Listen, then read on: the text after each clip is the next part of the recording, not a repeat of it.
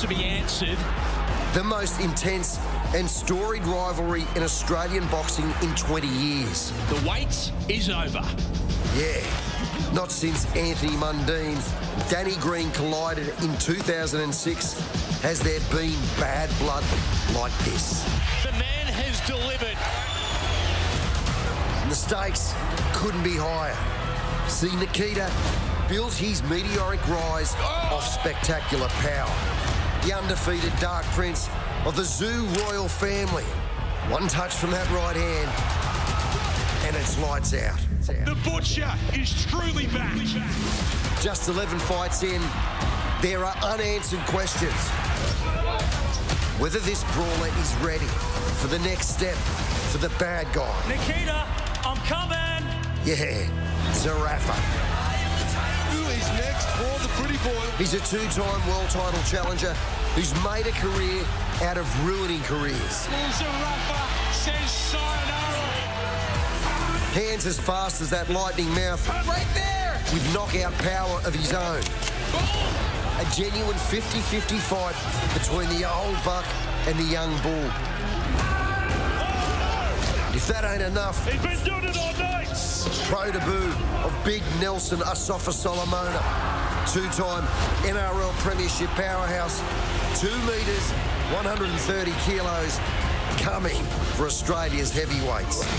I don't know how they stopped him. So let's go. Friday. Tszyu versus Michael Zerafa. Here he goes. You asked for it. Must-watch boxing event of the year. The life-changing night of action. It's live and exclusive right here on Main Event.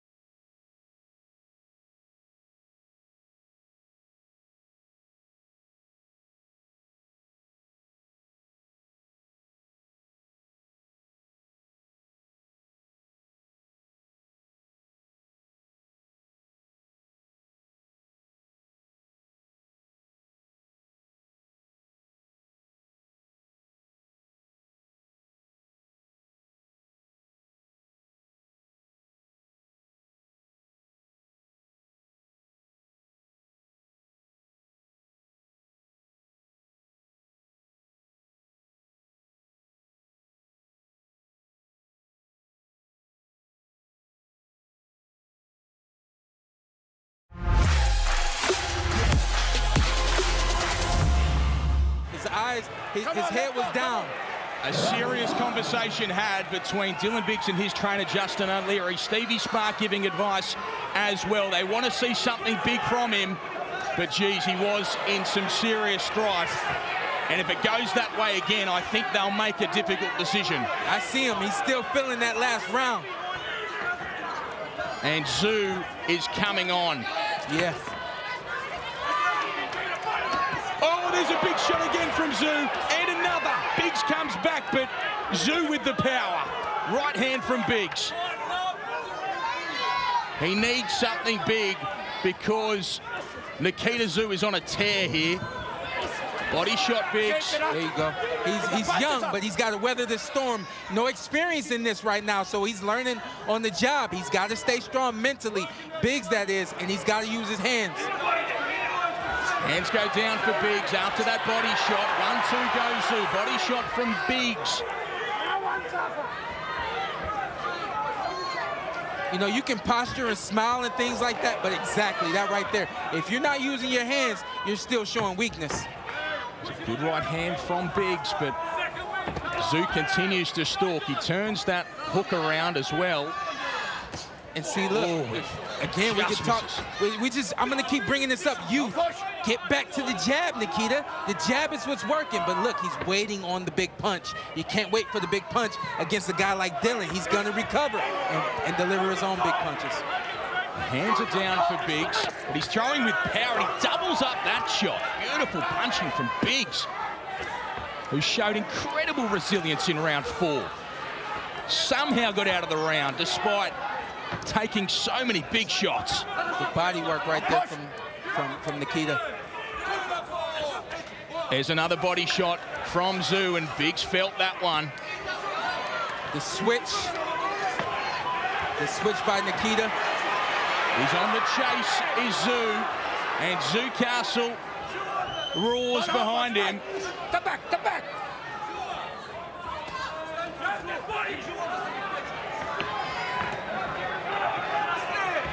Grimacing is Biggs as he throws a right hand to the body of Tszyu and goes 1-2 over the top. Tszyu continues to stalk and march forward. There's a cut in the left eyebrow of Tszyu, and there's a massive shot. Biggs stays up. Somehow Biggs stays up. Well, Biggs has recovered. Oh! Down he goes. The Australian champion on the canvas, and he won't be able to. Or will he? He does.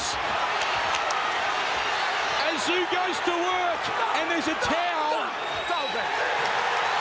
But the towel's not required because it's Nikita, the destroyer. The Australian champion climbs off the canvas, produces a barrage, and breaks down the game. Dylan Biggs. That was special right there. To overcome the adversity of being dropped in that opening round, of walking into big right hands, and then to produce what he did. So listen, I got the numbers, 47-0. I've been hearing that all week. That's what the Tszyu family is here in Australia. And the thing was that O was on the line just as much as Nikita's O was. And what did he do? Got off of the canvas, stayed strong, weathered his storms, and brought some of his own. And right here, the ref just saw that Dylan was not in a position. Right there, that left hook to the body. I don't know if we got a good look at it. Yeah, that's what sent him down. Yeah. It was, I mean, clean left hook to the liver right there. That liver shot. Oh, that is the shot you cannot run away from. That shot will put you down. And it looked over at that point, but somehow showing the incredible toughness he showed throughout those tricky rounds. Biggs got up. The corner was about to throw the towel, but John Couchy got in and stopped it.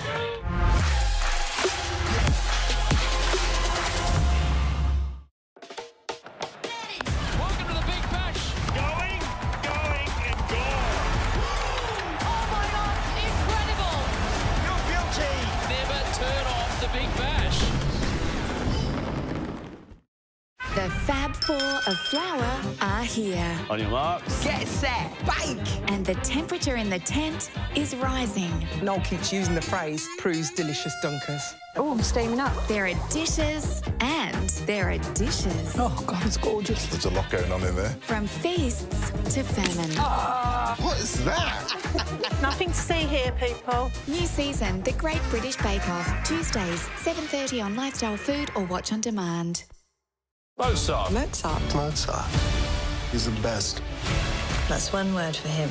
Amadeus, Sundays 8:30 on Showcase. The new year unfolds unfolds with the NFL playoffs. What a catch! Touchdown! The NBA is taking it to the next level. I can do better. That was nice too. The NHL action is ice-shaking. Power play goal! The NBL is fielding its roster of stars. Doyle with the crossover and the jam! And the WNBL is dominating the court. Oh, my goodness! She was just on fire. This is January on ESPN.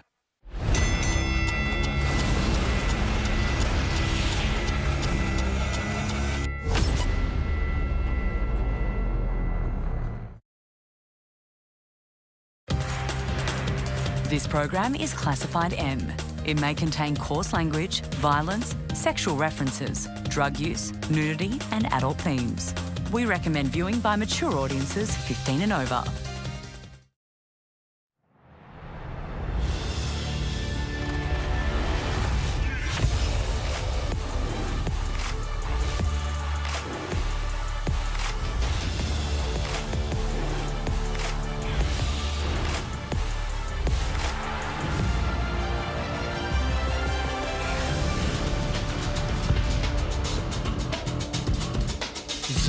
Zerafa, Bad Blood, whose side are you on? Live from the Brisbane Entertainment Centre, the biggest grudge match in Australian boxing since probably Green Mundine the first time around. That's going back 20 years as we turn the page to start a new calendar year in Australian boxing. It all begins here right now, and Stephen Payos is in the ring, ready to go.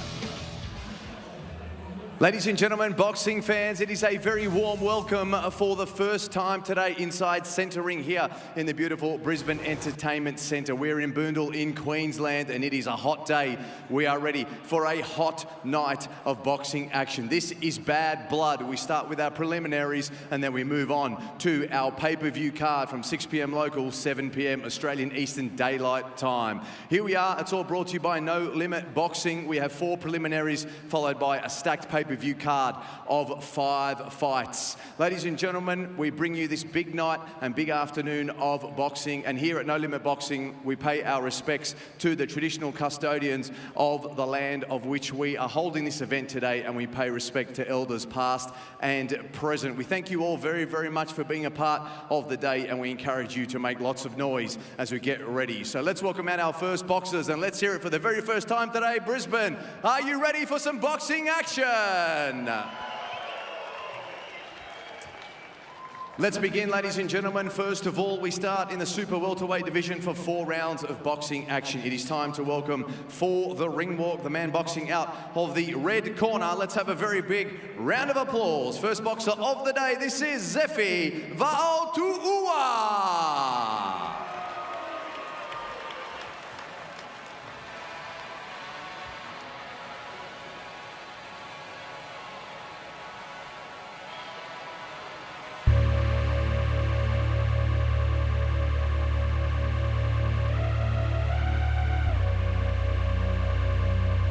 Here comes Zephy on his way out on pro debut.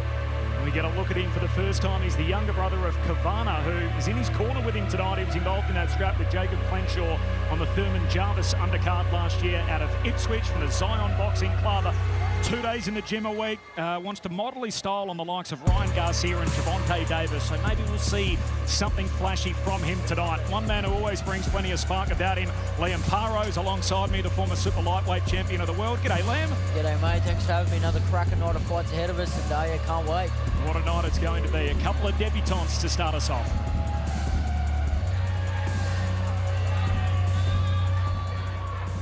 And now, ladies and gentlemen, time to welcome his opponent, Centre Ring. He makes his way to my right to the blue corner. Let's have a very big round of applause. This is Jack Javed.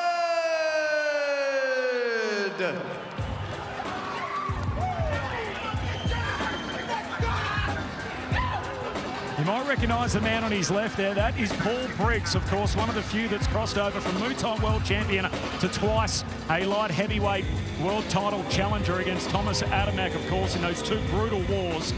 These two have had a long relationship together where Briggs essentially worked with Jack, having been kicked out of school. He got his high school certificate through an external source, and now he is studying law at university. An upstanding young citizen, a prodigious talent. Cannot wait to see what we're going to get from him tonight. He's keeping good company. Yeah, it's very exciting. You know, they're both kick-starting off their professional careers, and what a card to start on. It doesn't get much bigger than this, so it's, yeah, the cutthroat of boxing we're going to see.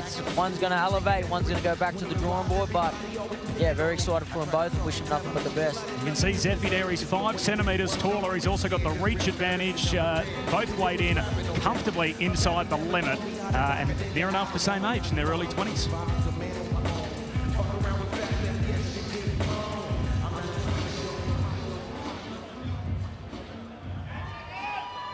Here we are, boxing fans. First bout of the afternoon. It's time for our official introductions. 4-round super welterweight division is where we begin. Judging this bout, Adam Height, Phil Austin and Phil Ty. This bout is proudly brought to you by No Limit Boxing. We move first of all to my left, ladies and gentlemen, introducing the man boxing out of the red corner. He wears the black and white trunks this afternoon, tipping the scale 69.12 kilograms. Trainer in the corner, Lou Vaotu'ua, boxing out of Zion Boxing. He is on professional debut this afternoon, hailing from right here in Ipswich, Queensland. Ladies and gentlemen, your local hero, this is Zephy Vaotu'ua.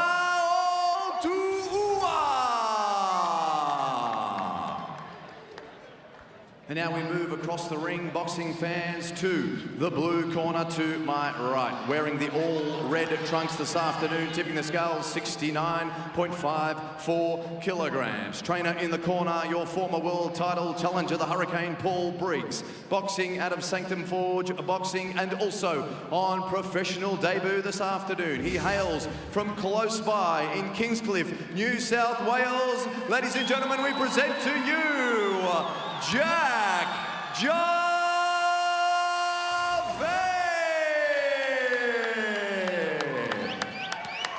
Boxers centering, please, for your referee's instructions, and it is the unmistakable Paul the Tornado Tapley.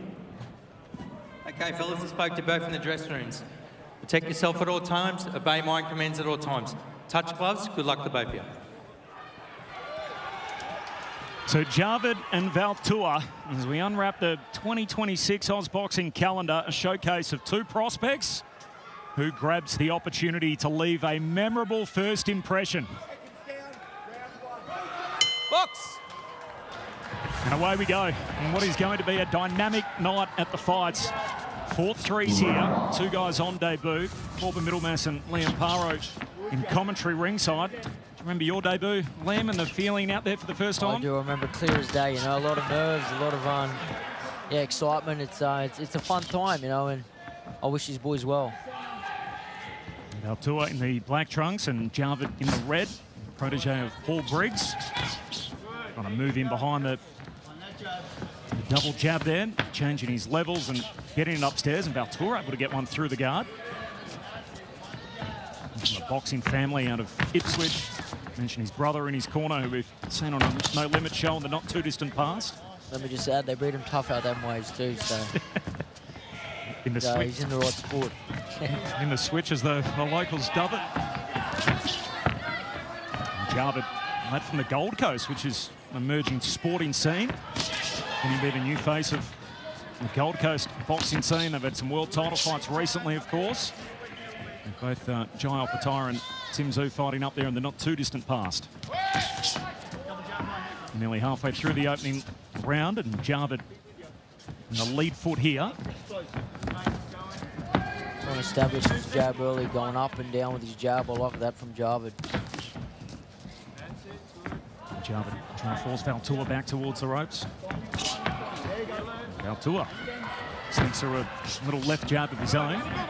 A little bit of left jab, as we've seen already, he's happy to sort of switch between the stances, and it's the first time we've seen him on pro debut, but the scout on him is that he fancies himself as a switch hitter.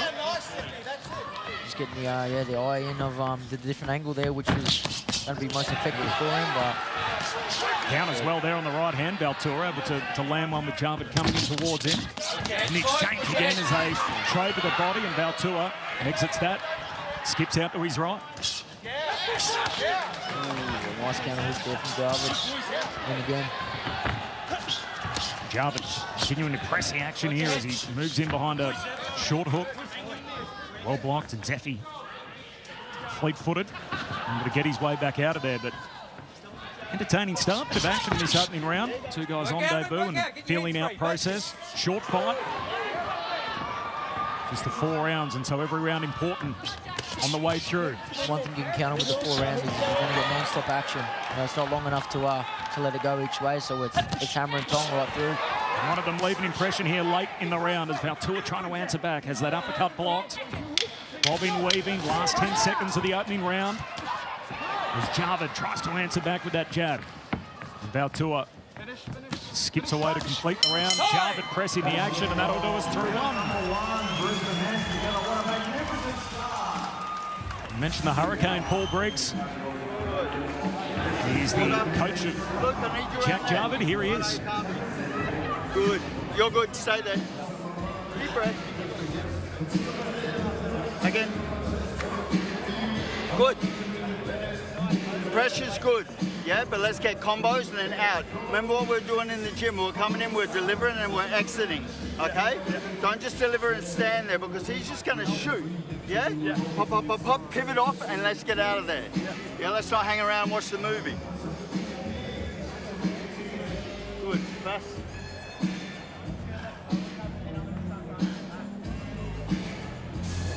Feel good? Yeah. So here is Paul Briggs speaking with Jack Javed after his first round in the pro ranks. Of course, this all leads tonight here at the Brisbane Entertainment Centre to Nikita, Tszyu and Michael Zerafa. Firstly, congratulations to both boys getting through their first round of professional careers. You can see that QR code throughout the night. You can scan that. Of course, you won't want to miss any of it. Nelson Solomona, of course, part of that as well as Javed here pressing the action again in the pocket. Vaotu'ua trying to find his way out of it. Ooh, Javed again, throwing to the body. Oh, and working, fighting his way out of it. Vaotu'ua able to foot Javed around and finds his range again. Outside of that lead left jab from Javed. Throws a right hand and then covers up. Who left the biggest impression on you in that opening round, Liam, as Javed going to work here upstairs? And well, nice little pressure there, but look, I think Javed coming on the front foot. It was a tight first round, but just that pressure, I think, yeah, asserting his authority early. But has to be careful too because Zephy's definitely thrown back and left him, found some openings, I should say. And this is what people have come to see. And both guys just leaning in. Rock and sock and robots here, both throwing up top. Javed trying to punch his way through that high guard. Vaotu'ua misses over the top. And Javed with that curling left hook again. Watch your heads. Javed working to the body. He's found a home for that left hook a few times now. I think he needs to really work on that. It's working for him, so don't go away from that. And a couple of right hands straight down the pipe to follow up. Vaotu'ua needs to find a way to keep him honest and keep him off him here.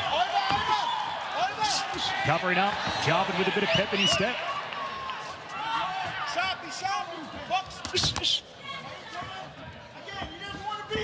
I've seen this as a theme throughout the fight so far, and when Javed's thrown, he's thrown multiple punches. And again, a combination there finishes with that hook to the body.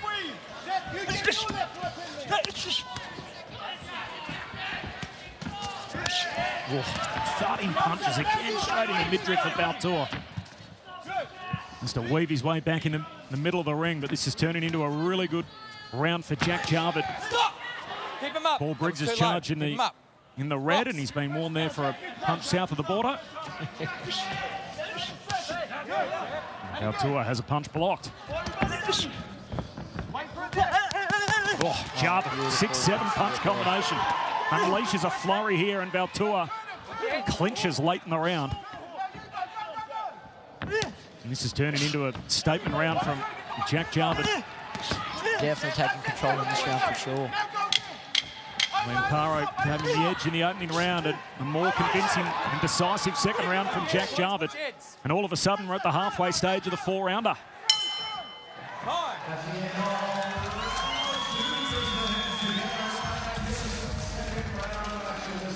Zerafa all tonight from 7 o'clock Eastern on Main Event. Scan that QR code. Give me a big deep breath. Nice. Now let's just set him.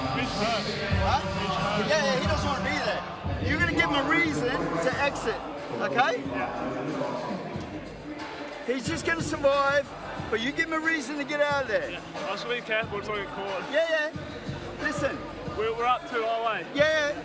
We just keep doing what we're doing. Yeah. We'll break him. Yeah. Nothing silly, just be smart.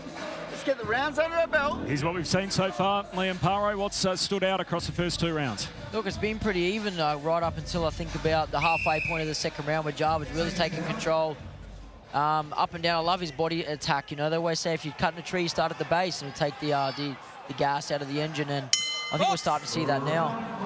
Money in the bank early in the fight for Jack Javed. We've got him up unofficially here with the first 2 rounds. What did you make of his trainer telling him that he's 2 up? Do you like to know that in the corner, how you're going, or at least according to the third party? 100%. It will definitely boost his confidence for sure. And I heard Paul Briggs saying, keep applying the pressure, we'll get him out of here. You know, you've got to take that word from Paul Briggs. He's a former world champion, so his confidence will definitely be skyrocketing now. And he's coming and starting fast, but Zephy's definitely answering back now too, so. Hasn't he? He's come out of the corner breathing fire. He knows he's got to work his way back in this fight, and Vaotu'ua now standing in the middle of the ring trading, wearing a couple to throw a couple, and Jack Javed all of a sudden has a new wrinkle to try and deal with. Again, he's punching through that high, albeit leaky guard of Vaotu'ua. And a miss on the hook there from Vaotu'ua as Javed comes straight back to him. Don't want to see Zephy Javed. Tries the uppercut, misses, and then gets himself at range and outside of the uppercut of Vaotu'ua. Another multi-punch combination, again to the body, just money in the bank for Javed. Continuing to work to the body. Starting hooks, Vaotu'ua lands a couple of his own, answers back. Beautiful body work by Javed. Javed isn't going anywhere. Despite the extra attention for Vaotu'ua in this round, and again he throws another 2-punch combination. More shots to the body from Javed. Oh, setting up that big stunning cross on the right hand. You can't stand there and admire his work for too long because Zephy's replying back with the combination pretty fast. So always be wary of the receipt. 100%. What we say, don't admire your work. 2 guys on pro debut, bringing the action. An impressive start from Jack Javed, and Vaotu'ua showing us what he's capable of in the opening stages of this 3rd round, playing catch-up in the bout. Beautiful left foot. More work to the body from Javed.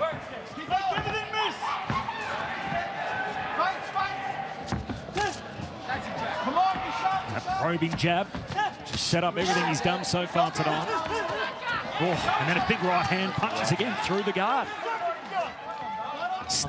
Comes down to the simple fact of fitness wins fights, and in this now we're seeing Javed a little bit more well-conditioned. It's showing definitely coming into the later rounds. Had to absorb a fair bit of pressure early in the round as well. Jack Javed has fought back really strong in the second half of this 3rd round. And again, he's the aggressor. Vaotu'ua misses. And a good end of the round for Jack Javed in what has been an impressive display through the opening 3 rounds. Let's go to the Vaotu'ua corner. Breathe. Right. Come on, you've got to get him on the back foot when you punch. You've got to bump him on. Touch gloves. All right? Last round, brother. Come on, control that breathing. Honestly, bro, his hits really aren't hurting you that much. It's just numbers, that's all he's doing. You need to flurry him in this round, Zeph, and stay the fuck on him. If you get a body shot, double up on it. He's not going to expect it. It needs to be a double up, especially the left grip. The last one needs to sink. Tap the first one, then sink the last one. You hurt him when you stay on him, brother. I'm telling you from looking outside. You're hurting him, but you've got to stay on him. Last round, Come on, just 3 minutes. You want to take 3 minutes? Come on. I mentioned earlier that the scout on Zephy Vaotu'ua is that he's a switch hitter. Spoke to Jack Javed yesterday. He said one of his favourite fighters is marvellous Marvin Hagler. So nothing he hasn't seen before. It's obviously different gravy being in there, but if you study a lot of Marvin Hagler, you'll see one of the world's all-time great switch hitters. Oh, 100%. Unbelievable fighter. You see the conversation in the corner now is coming from two different ends. You know, the guy on the ahead and Javed, and you got Zephy in there. It's the urgency. So there's two different ways of firing their boys up, and you see now they're starting fast. So they both got that urgency. It's the last round. He knows he's behind, and he's going to bring that action, bring the heat. Tactically, would you instruct Javed to go about it any differently? No, not for Javed. What he's doing is working. But on the other hand, for Vaotu'ua, I definitely push the intensity. Like they say, the Warriors go down on your shield. He's got to take some risks here, and as we know in the fight game, that means that the more chance you are to land, the more chance you are to get hit. Vaotu'ua chasing the fight in this final round. Great sneaking uppercut through on the inside there, Zephy. Javed right back in there, making him work. Two-punch combination upstairs. Javed staying on him. Slips, counters. Oh, some big right there. That fires up those in the house nice and early for the first bout of the night.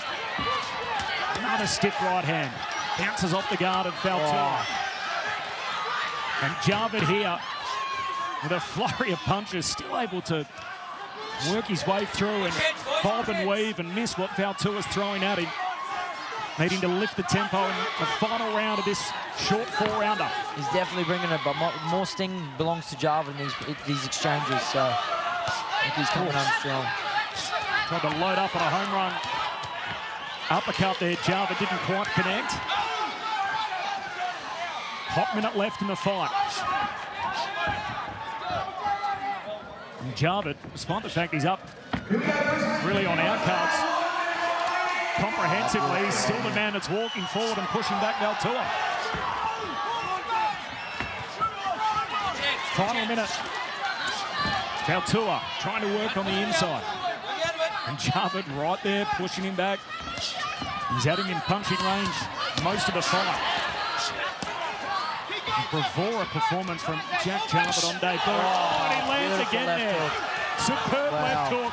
And Vaotu'ua, right hand is on him. His head rocks back, and now Javed's pushing for an early finish. He's still punching back, though. Vaotu'ua, can he get out of the way of all of that? Javed with some thunderous shots late in this fight. He's got a dozen seconds to try and navigate before the final bell. Vaotu'ua throws back. Tremendous start, both guys on pro debut, and Jack Javed with a statement performance. What a good opening fight. We have the Gold Coast, Scott, a young star to get behind Jack Javed with an impressive display, and what a way to start this night of boxing, which all culminates in Zerafa on main event. The main card starting from 7 p.m. Eastern Daylight on main event, but this is what we've seen Liam Paro through this short 4-rounder. Two guys on debut in their early 20s. All action. All action, yeah, that's exactly right. It was non-stop. Both boys come here, they knew what it was. Yeah, it was massive for them. It was their first fight of their career, and what a card to start on. And yeah, they both left it in there tonight, and I think going off unofficially, I think Javed edged that one, but respect to both boys. That was a cracker of a fight, and it definitely set the standard for the card ahead.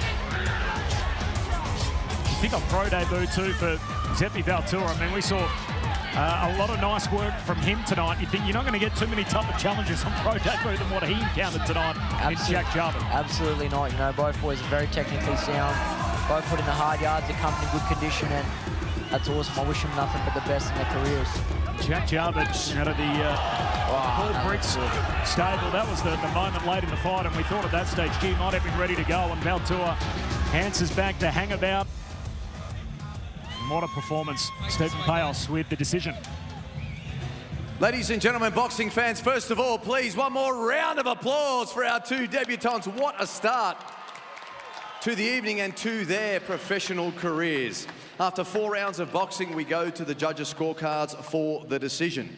All three judges, Adam Height, Phil Austin and Phil Ty, have scored about 40 to 36. We have a unanimous points decision victory, and it goes in favour of blue corner, Jack Javed. Remember the name, pay very close attention to that young man out of the Gold Coast. And he wins a 4-rounder on debut, Jack Javed. Coming up tonight, Tszyu Zerafa, the biggest grudge match in Australian boxing in near 2 decades. Once in a generation, a feud so intense, layered in deep-seated history, drives fighters to obsession. A million questions about to be answered. When belts take a backseat to bad blood. The wait is over. Tonight, he's going to work again. Nikita Tszyu and Michael Zerafa finally settle Australian boxing's fiercest rivalry. You're both welterweight, step up. Brother. This fight, brewing since 2020. It's not Mickey Zerafa, it's Mickey Hatton's rocking up. You remember what Ricky Hatton did? Big brother Tim and the bad guy were on a collision course to the top. Michael Zerafa pulled out of his fight against Tszyu. Ultimately doomed. This 2-time world title challenger never stopped chasing. Oh. And they pissed me off. Agitating like only he can. Introducing! And when a brand new Tszyu became the next big thing, Zerafa's crack at Australian boxing's first family was born again. A memorable victory. For Nikita, this one's different. More than just personal. The thing that I want to do most is see his eyes begging for mercy. A terrifying version of the Butcher, unlocked by his biggest, baddest opponent yet. The pure butchery we've just seen. The wait is over. Does he have his moment now? At long last, Tszyu and Zerafa. With a bad blood boils over. Tonight. You asked for it. Only on Main Event.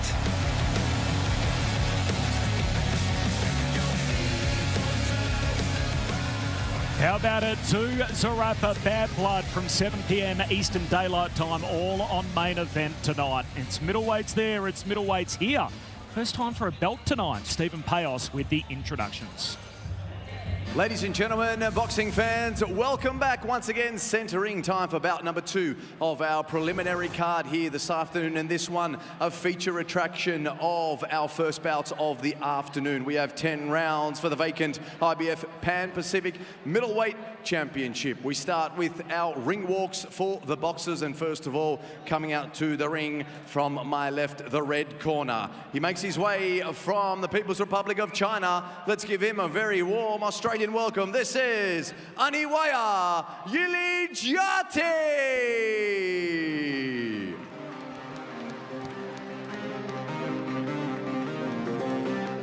The Chinese pro with a 20-2 record, 14 knockouts, carries with him significant punching power. The only 2 fights that he's lost have both been abroad. Here in Australia to Jade Mitchell, and he was stopped in Japan by Kieran Conway. Can he break through on the road tonight? It is a tough ask for the Australian in Blake Wells, a guy that always comes ready to fight. And Yilixiati, given it is in the IBF, there was a rehydration weigh-in this morning. Both guys were able to make that comfortably. Yilixiati at 77.9 kilograms and Wells just 0.3 of a kilo heavier, but both inside the limit, rehydrating to be eligible to fight for the strap tonight. And now, ladies and gentlemen, time to introduce his opponent. This man enters the ring to my right in the blue corner. He is a Victorian hero and ready to put regional honours on his resume. Ladies and gentlemen, a very big round of applause. Ring walk time. This is Blake Bomber Wells.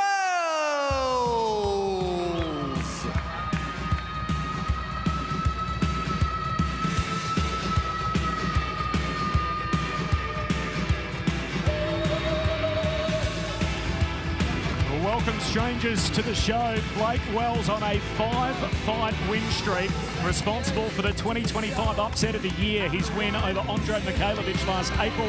Mikhailovic, by the way, came in off a world title fight. He's got a new, unique journey which started with a gym war and a fabled knockdown of Anthony Mundine when he was still an amateur, then entered the pro ranks, had a layoff for a period of time, returned 3 years later. He's now reborn at middleweight, his preferred weight. He carries with him concussive power in any division in which he competes. This guy is a serious contender and a life-changing opportunity here tonight to enter the top 15 in the middleweight rankings in the IBF. Here is the tale of the tape, two 32-year-olds in Wells and Yilixiati. You can see there Wells is 7 centimetres taller, also has the reach advantage. Nothing between them when they hit the scales yesterday.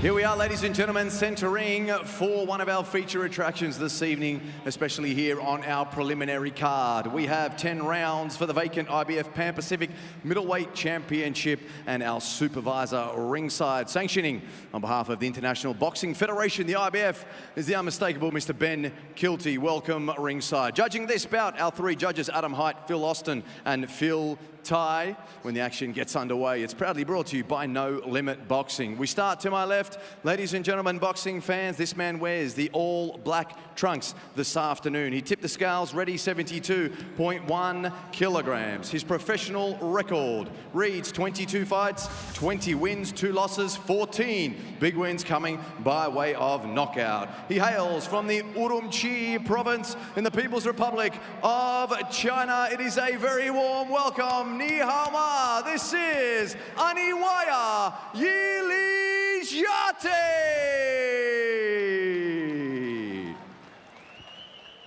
And now, boxing fans, we move across the ring to my right. It is time to introduce the man boxing out of the blue corner this afternoon. This man wearing the white, black and blue trunks. He has the light blue frill. Tipping the scale, 72.2 kilograms. Trainer in the corner, Paul Turk Carroll, boxing out of East Coast Boxing. Professional record reads 14 fights, 12 wins, 2 losses, 5 big wins coming by way of knockout. He hails from Bairnsdale in Victoria. Here is the promising middleweight prospect. Ladies and gentlemen, let's make some noise. This is Blake "Bomber" Wells. Boxers centering, please, for your referee's instructions for the first time today. The former IBF champion of the world, Philip Holliday. Gentlemen, I've been through the instructions to change, okay? So a clean fight, listen to my instructions all the time. It's a bit high, okay? So anything on the top line will be okay. Good luck to both of you. Touch gloves.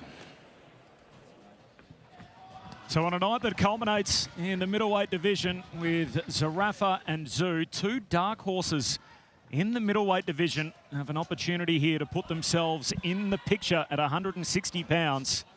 A life-altering opportunity for the pair. Just got to move this back a bit, it's a bit close, isn't it? Okay. Making sure the camera's out of the way.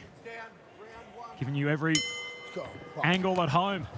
Making sure you don't miss a minute of this or any of the fights tonight, of course, with Tszyu and Zerafa to headline later tonight.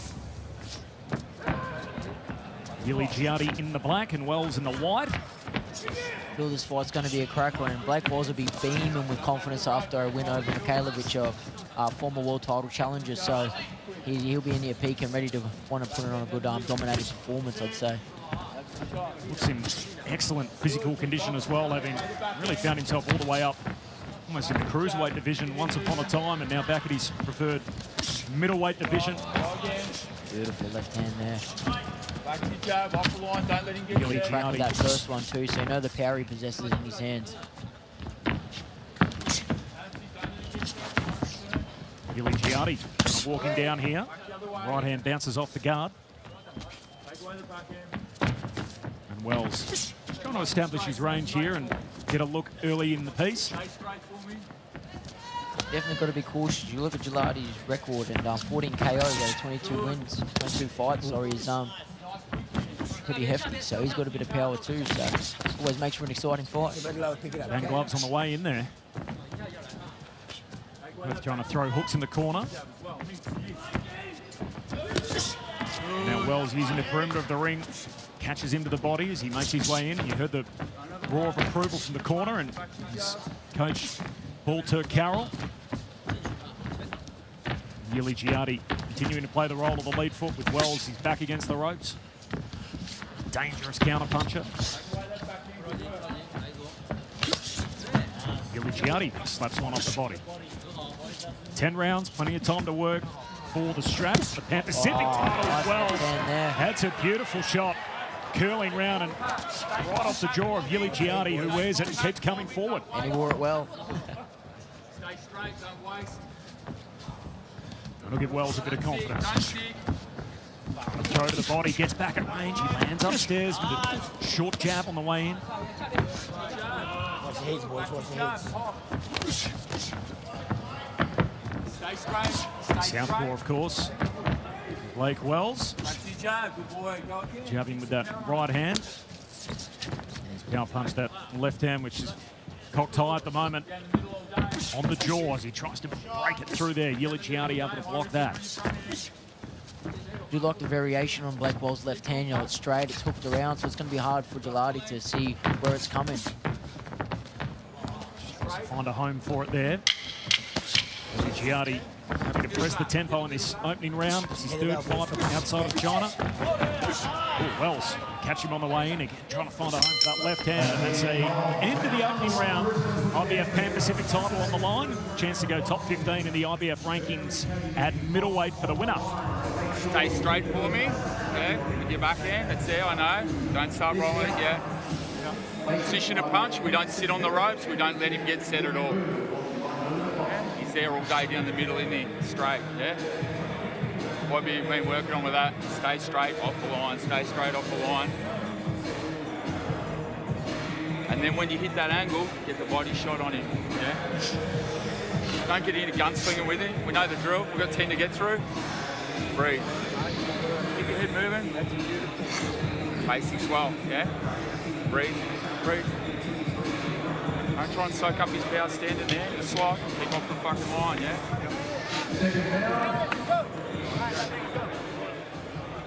Vaotu'ua from East Coast Boxing Club in Bairnsdale. He's also got Max Reeves on the prelims. Oh, gee, very tardy getting out of the corner. Listen, you need to hurry up, okay? You need to hurry up. Corner, and they get a little warning for that as well. Okay, let's go. Both of you notice both boys are choosing to stand up between rounds. Is a different approach, especially for a 10-rounder. So, yeah, we'll see how that pans out. Did you do that much? No way. Yep. Legs up when you can. That's right. Leaving Paro, former super lightweight world champion, perhaps soon to be. God willing. Soon to be world champion at welterweight. The talks progressing to try and get that fight over the line towards the end of the first quarter of 2026. Yilixiati play the role of the lead foot here, and Wells, he's back against the ropes, controlling the middle of the ring. And as you know, Liam, as a southpaw fighter, the foot positioning all important in southpaw v orthodox. Oh, 100%. You know, always going to be a lot of stepping on each other's toes. They're trying to get that outside foot domination. Just sets up, especially your rear hand a lot better. It's just straight down the line instead of having to reach over your body. So you'll see it a lot here tonight, fighting for that outside. See the footwork there, making sure that lead foot is on the outside is where you want to be. Give you the opportunity to control your angles a lot better from that positioning. So just brings that power hand closer to home. You know what I mean, with the foot on the outside there. Yilixiati kind of move in behind the jab, missing on the way in. Wells throws the left hand and then a right hook in behind it.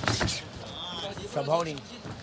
Stop holding. Lock up in the middle of the ring. I mentioned the conditioning of Blake Wells. Step back when I say break. Step back when I say break. As good as it's been in his career, he did some work with Mark Matthew, who was part of the conditioning coach for Kayo Sports, of course, the lineal world champion at cruiserweight. And now he's fitness guru. He's been running marathons and all sorts of things, which, as you know, a very different type of training to run a marathon as opposed to being in a boxing ring. Oh, 100%, but it's just it's a good mental aspect to overcome too. Yeah. There's a lot of head noise in a marathon. In a 3:34 marathon at the end of the year before last, Blake Wells. Here he is here trying to control this fight using the perimeter of the ring. And You see the little warning there about the caller break and punching afterwards. Not with any real venom. Final 30 seconds of this second round. Yilixiati going to work his way through. Left hand falls short from Wells. It's a nice boxing on the back foot from Wells out the end, keeping Yilixiati on the end of his punches, which is good. Bobbing, weaving. They get caught in the clinch again. Watch it. And I want you to pull your head back down. Latter stages of the second round, round 2 of 10. You hear the bell, boy, stop punching, okay? Ooh. Wells in behind the left hand. That'll do us. 2 rounds done. Middleweight division. Zerafa coming up tonight. Just shy of the middleweight division at catchweight, of course. One of the great grudge matches in modern Australian boxing tonight on main event. When you're throwing straight, you land it all day and it's defensively tighter, yeah? You're not getting untidy. Don't get untidy with it.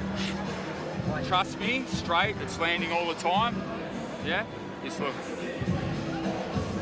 Keep your head moving, keep getting off the line, stick to your plan. Grab that drink bottle, mate. Breathe.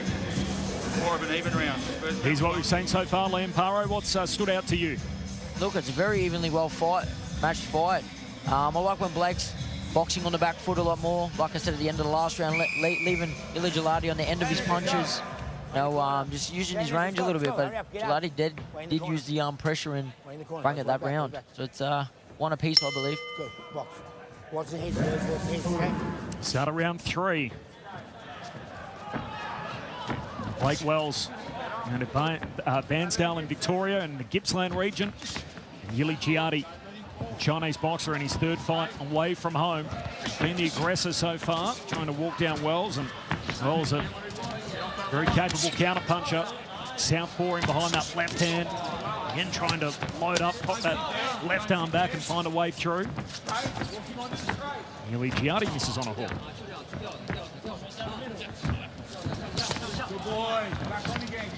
Well kept out by Wells. He defends that on the way through. Ooh, Yilixiati. Short left hand on the inside.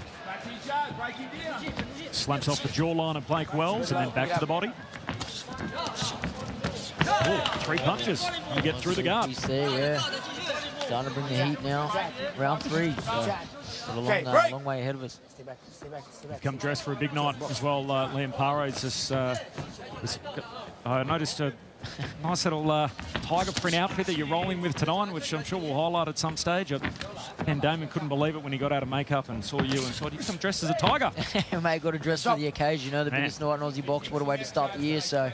Much more style than us. There's no doubt about that. There's a reason this man's held gold on the world stage, Liam Paro. With us tonight, right here on Fox Sports at main event. And the countdown to Zerafa and Tszyu, and at the moment we're watching middleweights here fight for the IBF Pan Pacific title. Left hand. Oh, nice. And then a follow-up tilt from Wells as he snaps a head back of Yilixiati and then works him behind it. And Wells having a moment here. Yeah, definitely. Yeah, definitely caught his attention, his respect for those left hands there. And a beautiful variation to the body and come over to the head. Okay, break it up. Press his advantage in behind it. Yilixiati locking up, looking for a breather in this 3rd round. Wells with a real pep in his step. He's distance well tonight. Fighting off the back foot at times. 2 punches in behind that. And the Victorian. Okay, break. The name Sonny on the back of his trunks. Became a father in 2024 to son Sonny, who I noticed has been promoted to Big Brother with Blake and his partner Abby expecting again in March. Congratulations to him. Have to find a bit more room on the trunks. Pup number 2 on the way.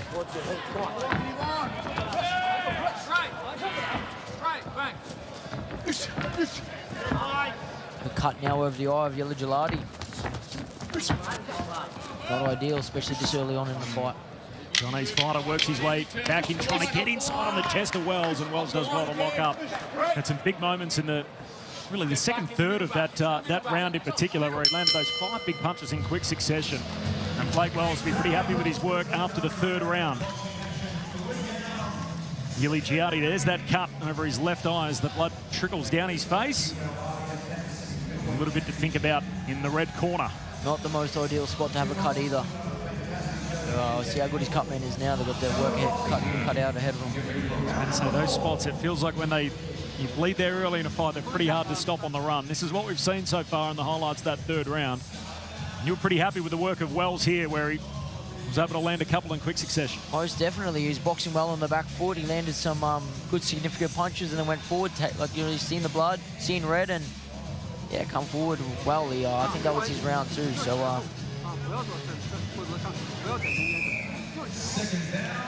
let's go. Trainers, here's how it happened in the third round. Come, trainers, let's go. Wait, where are they going? Let's go, box.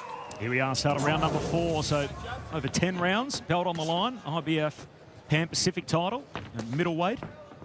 This is a division, by the way, where the Australians have had a little bit of success. The Pan Pacific title in particular, which is essentially a regional belt, was held by both Daniel Gill and Michael Zerafa. The IBF title itself. When I say stop, stop punching immediately, okay? Yeah. Watch the back of the heads, both of you, okay? Stop holding on the inside, okay? Sit back, let's go. Okay, time in, let's go, box.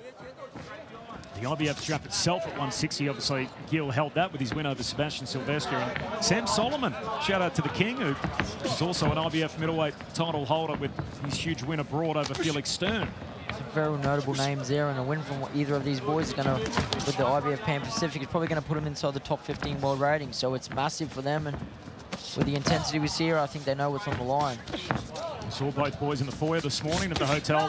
Rehydration clauses. They both tag each other on this occasion. How do you go fighting in the IBF rules and the happening to rehydrate? I think it's only 4.5 pounds you can gain overnight. Yeah, that's right. 4.5 kilos, sorry. Yeah, the 10-pound rule. Yeah, so I have to do that with the super lightweight title, and obviously now, God willing, get the IBF World welterweight title over the line. It's going to be the same thing, but you know, we're true professionals. It's no drama to us at all. Is it a good for boxing, rehydration clause? Look, it is. You know what I mean? It's just making sure you don't cut too much weight. You know, the boxer's safety's at hand there, and it's a good thing, because like I said, we're not playing marbles. You're in there risking your life, so anything to make sure you get home safe to your family and loved ones, I'm all for it. No doubt. As you can see by the action on your screen, you are not at the ballet. That right hand getting through from Yilixiati. The most telling punch of the round so far. Just stunned Wells a little as he now moves in to lock up. Stop. Listen, when you're on the inside, you're in the back of the head, okay? Stop at the back of the head, okay? A little warm for a rabbit punch. The ref trying to keep control of all the action here in the 4th round. Both boys leaking a bit of claret too.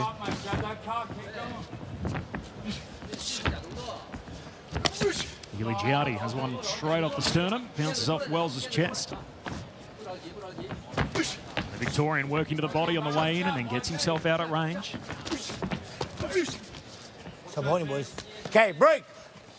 Stay back, let's go, box. The latter stages of the 4th round, Yilixiati with a couple to the body. Wells does his best part to take most of the momentum off those. Using the perimeter of the ring here.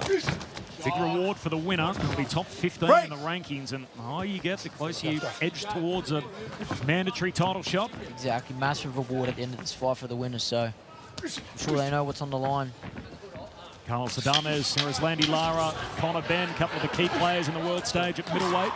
Stop holding. You hit the bell, stop punching. A bit of action in the latter stages of this 4th round. Break it up, guys, come on. That'll just about take us to the end of the round. All to come tonight, Nikita Tszyu and Michael Zerafa. That is the headline, of course, bad blood. But what about this man?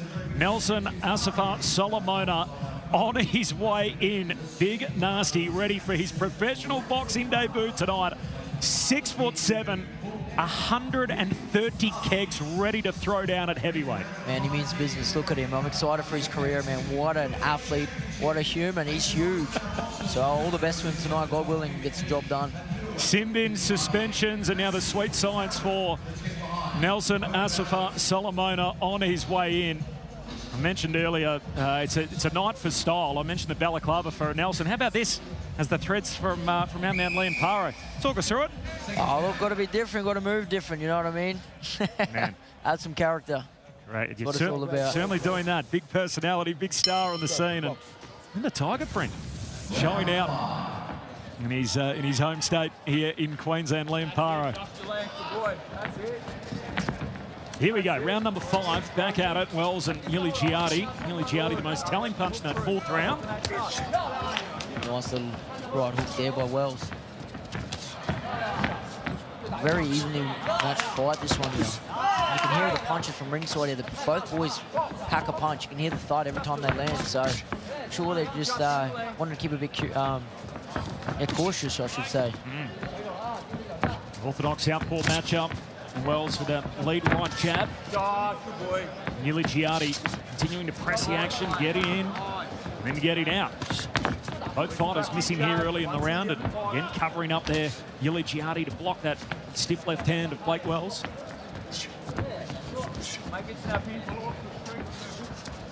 KG opening to round 5.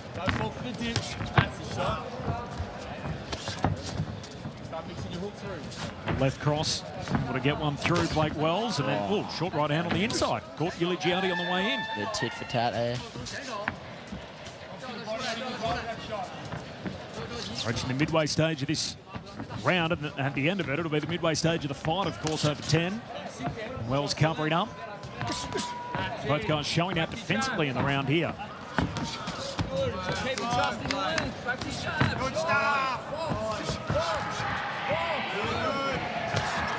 Using his left hand just to feel his way out. Corner keen to get that right hand going. The lead jab of Blake Wells. Back to the jab, the calls from the corner. Yilixiati lands one, wears one, locks up. When I say break, sit back.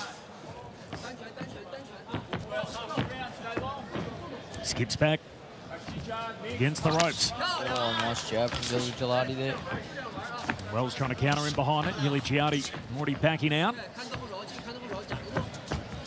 Defensively sound round here in the 5th. Wells trying to throw to the body. Yilixiati back upstairs. Pushes Wells back. And another clinch. Break it up, break it up, break up, break up. Okay, break it up, let's go. Box. Here we go, guys. 30 seconds remaining round number 5. Let's lift the noise in here. Wells jabbing, so there's that right jab back into it. Crowd involved. Latter stages around 5. Yilixiati trying to load up on a right hand, now throws to the body, slipping out of the way Wells. His footwork supreme tonight. Can box very well on the back foot. I'm very impressed with Blake Wells there. Stop, break it up, guys. Break it up. Guys, mentioned the enhanced durability of Blake Wells. That is also a strength of Yilixiati to scout on him. And now we're into the back end of the fight. 5 rounds down.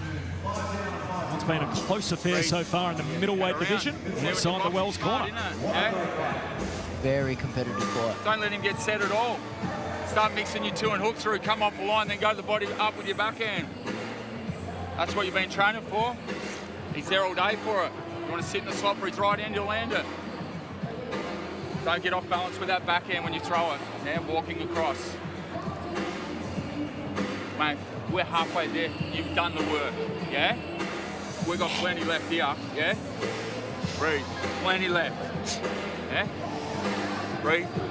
ID on the front, basics well. Yeah, 1, 2, off the line. 2 and hook off the line. Blake Wells, his record coming into this bout, 12 wins with 5 KOs and 2 losses.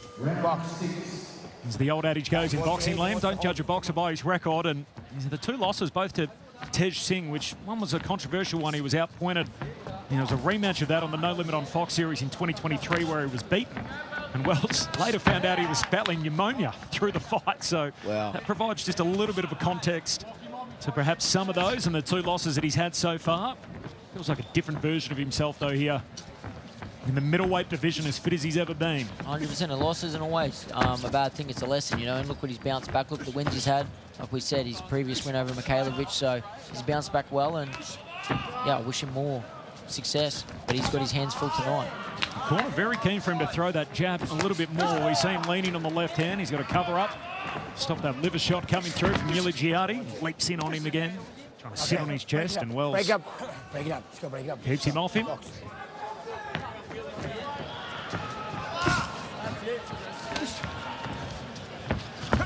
Back to the left hand. Circling round to his right, Wells. Watch the guys, watch the back of the head, okay? Break it up. That's it. Watch the back of the head. Watch the back of the head, okay? Go, box. See Blake Wells fighting against an orthodox fighter who would be circling around to his right as much as he can. If he heads the other way, Liam, that would spell trouble for him into the line of the right hand of Yilixiati. Most definitely. You're always trying to get out of the way of their power hand and also set yours up. You know, him standing to the right-hand side, like I said before, is a closer way to home base with your left hand, and also spanging out of the firing line of his right hand, his opponent's right hand. So you can see that at home for young fighters. And the way that Wells moves here, continuing to shift to his right and outside of the line of that power punch, that backhand, the right hand of Yilixiati as he moves in, and Wells blocks that, tries to answer back of his own. We've spoken about the conditioning of Blake Wells is good too, but I'm very impressed with Yilixiati's conditioning. He keeps pushing forward, you know, he's taking some big shots and he's still there. He means business. He knows what's on the line with this one. Fought Jade Mitchell, was a fellow Victorian, and it was an interesting fight where Yilixiati threw a couple of vicious body shots early in the fight, and Jade was able to outbox him from that point on, but yeah, he didn't go anywhere. Yilixiati was right there the whole way through. Great durability, still coming forward. But again, he's trying to sit on the chest of Wells here, who throws to the body. Okay, break it up, break up. Go, box. I mentioned earlier that blood leaking from the left eye of Yilixiati. Corner's done a pretty good job. Yeah, they have. They definitely have, you know, especially in that spot. That's not ideal. You know, you get the clarity in the eye and it blocks the vision. You get the ball, stop punching, boys. Wells bobbing, weaving, staying at range. End of round 6. Very competitive fight so far through half a dozen rounds. Countdown on. Zerafa Tszyu tonight, the grudge match, 7 p.m. Eastern Daylight Time on Main Event. Paul Carroll, the trainer of Blake Wells, in the blue corner. How you feeling? What are you saying? Yeah? Get off the line. Keep working on what we've been playing. The plan was always to get off that line on him. Yeah? Breathe. Keep it straight, mate. I'm telling you, every time it lands, mix your jab, touch, double jab backhand, off the line. Breathe, breathe. Good. Let's go. Keep it in here. Trainers, go. Trainers out. Have you got it, Liam? Through 6. Mate, I reckon it's neck and neck, eh? It's a very close fight. You know, these boys can't afford to let anything slip. I'm with you. Especially in the tail end of this fight now. I'm with you. There's a lot of... We've got it as an extremely close fight, as close as it can be through 6. The other thing is, even the rounds themselves, there's lots of swing rounds, which, you know, you watch from a different vantage point, or you like something else, or a particular part of the style, whether it's the defensive work or, you know, who's pressing the action, and you get that can swing rounds dramatically in a close fight. So 100%, and it just comes down to the 3 judges, what they prefer, what preference they have, and what angle they're watching the fight from. So what we see here, they might not see from the other side, and we might like the boxing, they might like the pressure. We're just going to have to wait and see, but it's definitely a very close fight, well-matched fight. Keep that in mind too when you're watching the fights as well, the decisive rounds and the swing rounds, and how that can impact a possible outcome. So round number 7 here, and certainly I think it's fair to say the fight is still very much on the line. We're into the last 4 here. IBF Pan Pacific title on the line. Blake Wells coming off his career best win so far with that huge upset over Andre Mikhailovich in the second quarter of last year. And back in the ring here against Ainiwaer Yilixiati from China. That's definitely here to win also, we might add that. He's definitely got his hands full. Mentioned in the walkouts, he's only fought twice abroad previously. He dropped both those fights, but certainly not overawed by the occasion as we've seen. And he's well and truly in this fight halfway through the 7th. Wells looking to get a 2-punch combination through. Yilixiati weaving out of the way. Max Reeves, who's on the card, stablemate of Blake Wells. We'll see him coming up to headline the prelims. He's got plenty of support in the house. Both guys hail from Gippsland, fight out of the same gym, so plenty of support for Max and for Blake in the house, despite the fact we're 2 states away up in southeast Queensland. Both boys would love to go home on the same flow of 2 wins, definitely. Wells has got all of it in front of him here. Latter stages of round number 7. Yilixiati continuing to come forward. He's coming to fight. He's really pressuring. Throwing to the body. And an impressive round from him. Wells locking up. Let him go. Okay, let's go. Box. Last 30 seconds of the round important. Can one of them punctuate the round here? Leave an impression for the judges. Wells wears a few on the inside, trying to give a few. Now skips away. Yilixiati walks back at him. Final 10 seconds. Step back, break it up. Come on. Hand the belt, boys, stop punching. That'll do us. 7 rounds down.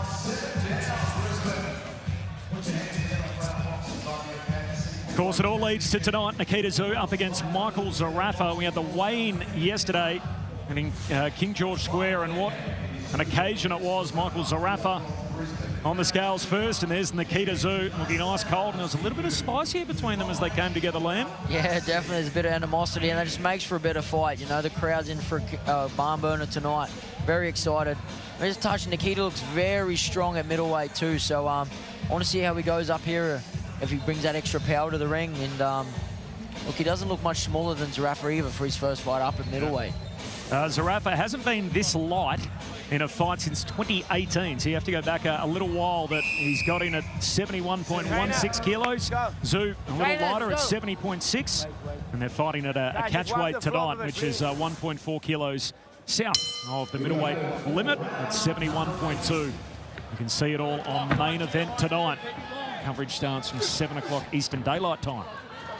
Who's there more pressure on tonight, Liam? Tszyu or Zerafa? Mate, I've been asked this question all week, and look, it's two men at 2 different points of their career. You know, Zerafa, if it was unfortunately get the loss, there's retirement knocking on the door. Tszyu's wanting to make his name a household name, get it onto the world stage, and this is his doorway there. So just depends who wants it the most, and we're hours away from finding that out. Cannot wait for all of that. What a card it's going to be. Nelson Asifa Solomona, of course, part of that. Oh man, I'm pumped for the heavyweights. Every time there's heavyweight fights, it's going to be a killer night, and we're lucky enough to have 3 tonight. So they are on deck. Liam Wilson also on the card, so all of that from 7 o'clock Eastern Daylight Time. Wells with some work to do here.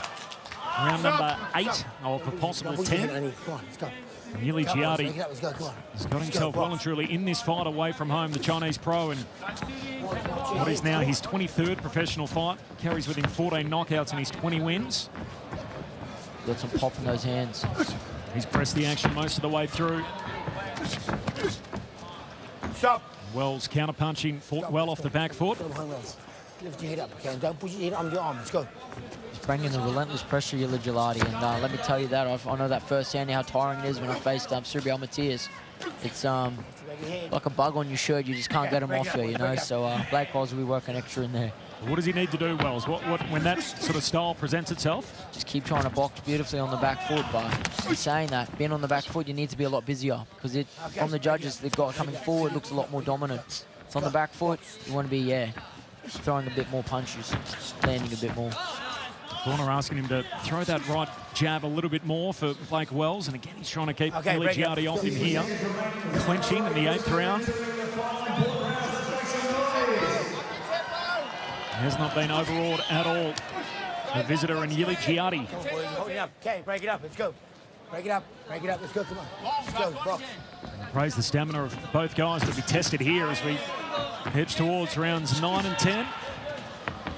And the fight on the line. 2 to go. Oh, Yilixiati thudding punch off the guard. Wells does well to cover up. Let's go. Box. Again bouncing off the guard, and again Wells in for the clinch. You hold. And now I'm you're gonna stop holding, okay? You're going straight away and hold. Stop, okay? Let's go. There's the official warning on the way through for the clinch. Wells looking to find his way to the end of the round here. Can he get something off before the final bell goes? To the body, Yilixiati. Thunderous blow to the body, and Wells wears it. Doesn't take the wind out of him, and he gets back to the corner. And a few deep breaths for Blake Wells with a bit to do into round 9. Breathe. Drink bottle. Breathe. Okay, this is meals on the table shit. This stuff, this is where we really dig in, yeah? We really dig in these last 2 rounds. We're getting our numbers up, we keep getting off the line, but we're numbering, yeah? You keep adjusting your length and you keep coming back on. Breathe. 2 to get. Smart, we're not gunslinging, we're staying smart. Long box numbers, off the line, go again. Off the line, go again. Yeah? What do we got left? You tell me. 2 rounds. 2 rounds. Let's go. Let's go. Come on.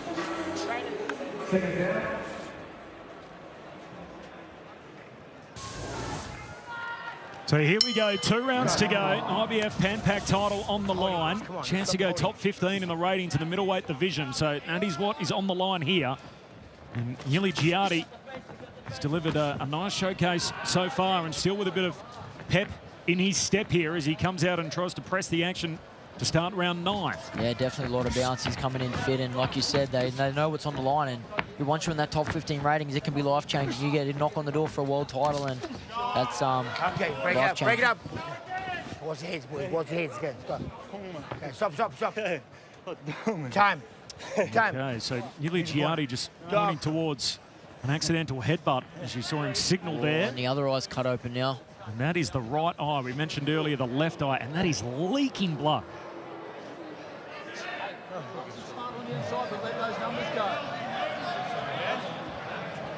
Ooh.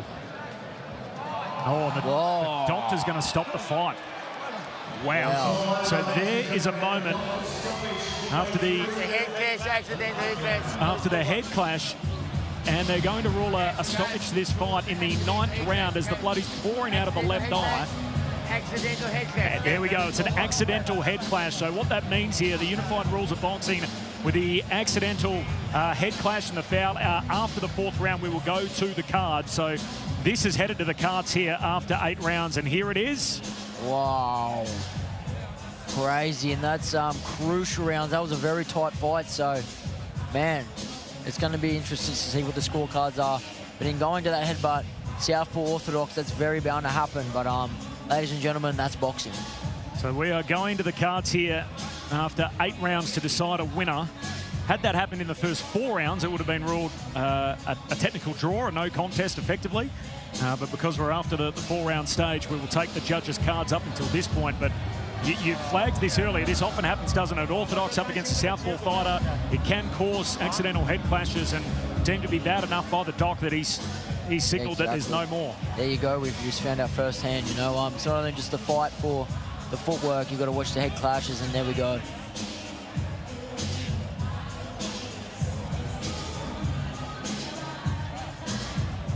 Starts leaking instantly. That must be deep.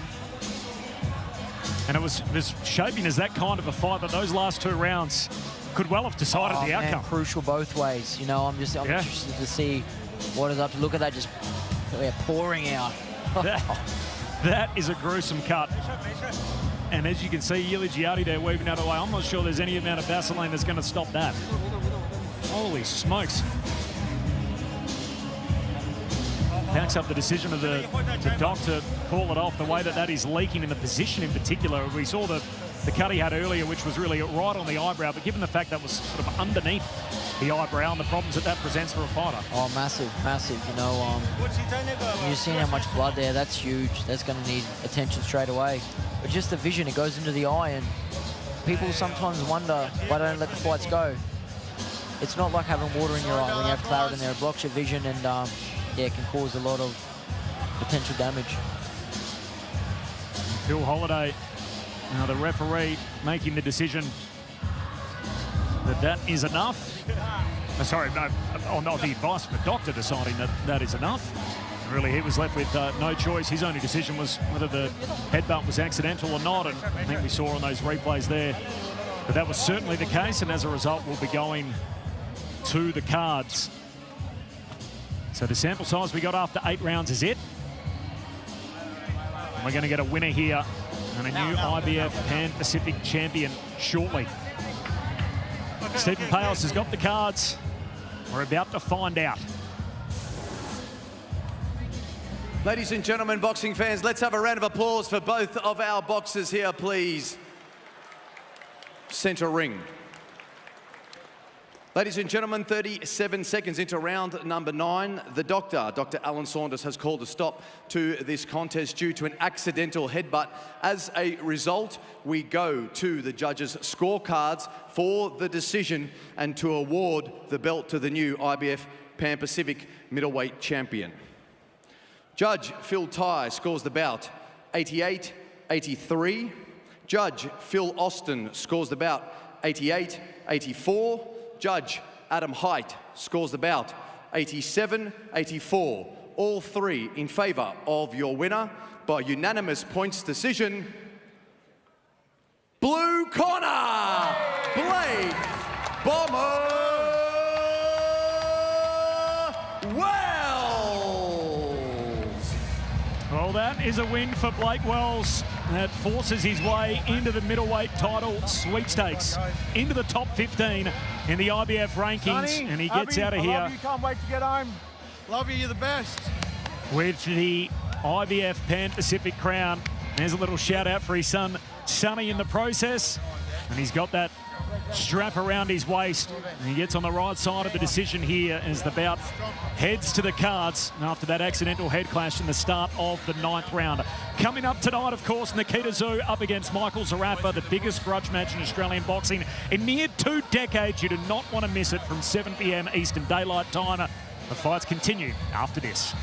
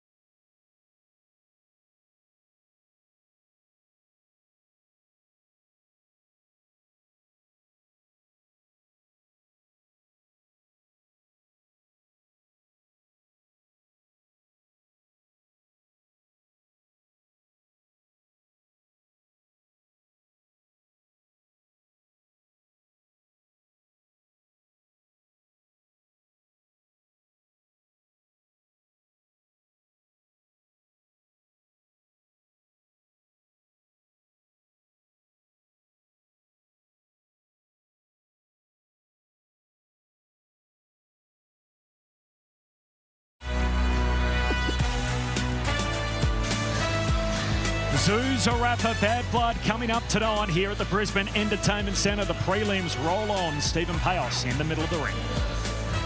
Ladies and gentlemen, welcome back here, centering in Brisbane. Fantastic 2 fights to start our card this afternoon. 2 more remaining on our preliminary card before we move into the main event. Pay-per-view, 6 p.m. local time here in Queensland, 7 p.m. Australian Eastern Daylight Time. If you haven't ordered the pay-per-view now, do so, mainevent.com.au. Let's welcome out our boxers for the next bout of the afternoon. 6 rounds in the lightweight division. We start with our ring walk, red corner. This is Jomar Paliwen.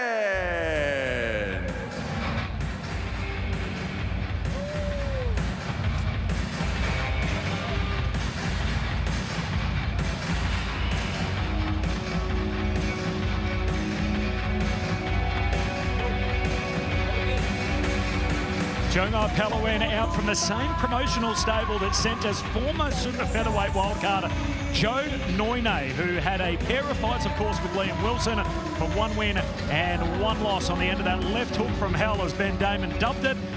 This guy in Paliwen, he's had success overseas in the past, had a TKO win in Japan back in 2020, and he's just gone 15 years since his pro debut. He's got only 1 loss in that time, and yet an interesting record, 7 wins, 1 loss and a couple of draws.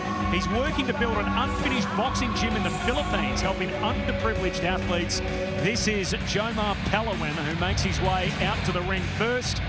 Corbin Middlemass alongside Showtime Sean Porter in commentary. And I'm told, Sean, you have requested specifically to be here for this bout. Yeah, I love coming over here. I love having fun. And this kid that'll be coming into the ring next, I saw him 1 time, and I said, wow, I think he's got next. Opponent center ring, boxing out of the blue corner to my right. This is the returning Billy Polkinghorn.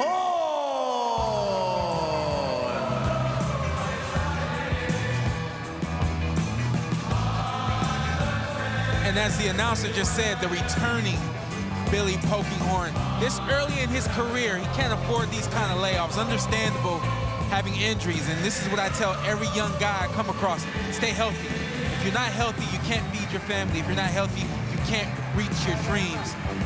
Billy's got some big dreams. I believe in this kid. I'm looking forward to seeing him come back and get back in this ring and do what he loves to do. That's good support from the former 2-time world champion, Sean Porter. Part of the coverage tonight, of course, on Main Event. I'm told he's never had a soft drink in his life, and if you look at his physique, you can probably understand that. Blue chip prospect coming out of the amateurs, over 200 bouts there. Key rivalries with his now stablemate Liam Wilson and Harry Garside, whom he dropped once in one of their fights. He's coming off that torn bicep where he spent 16 months out of the ring. He returns here tonight. He's also the caretaker at the All-Star Boxing Club. So he lives on site. He's there basically as the caretaker of the Lion's Den, as it's dubbed. He said, they call me the Hammer, but you can also call me the caretaker. And on Friday night, I'm there to take care of business. That's what he's here for, Billy Polkinghorn. He is 7 years the junior to his opponent tonight. You can see he's got the height and the reach advantage, and little between them, both making weight yesterday.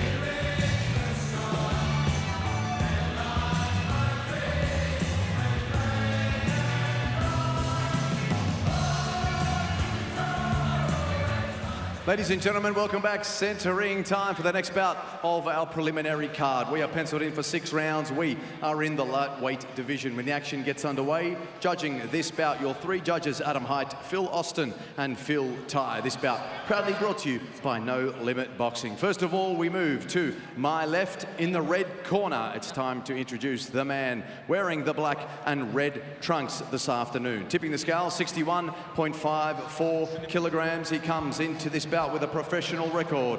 10 fights, 7 wins, 1 loss, 2 draws, 5 big wins coming by way of knockout. Hailing all the way from Quezon City in Metro Manila in the Philippines. Ladies and gentlemen, a very warm Australian welcome. This is Jomar Paliwen.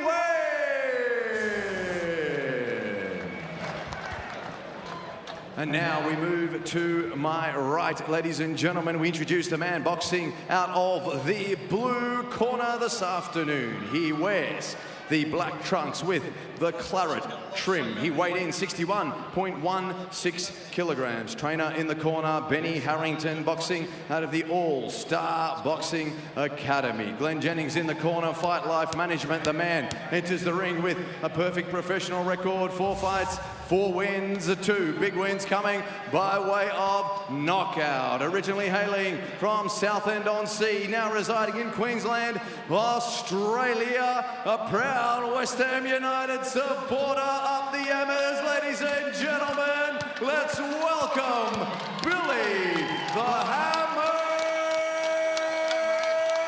Polkinghorn.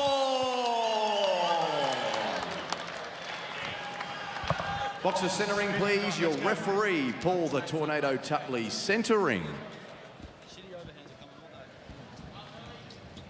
Okay, fellas, I spoke to you both in the dressing rooms. I want a good, clean fight. Protect yourselves at all times. Obey my commands at all times. Touch gloves. Good luck to both of you. Good luck. Well, the theme of this camp for Billy Polkinghorn has been about making up for lost time. Let's see how fast he can move the clock here on his return to the ring after 16 months out. Don't be surprised if he starts fast. That's his identity. Okay, here we go. He's got Sean Porter's approval, and he's with us in commentary for this. 6'3s in the lightweight division. And Polkinghorn in the black trunks with the black gloves. And Paliwen in the black with the red trim and the red gloves. Closest to screen.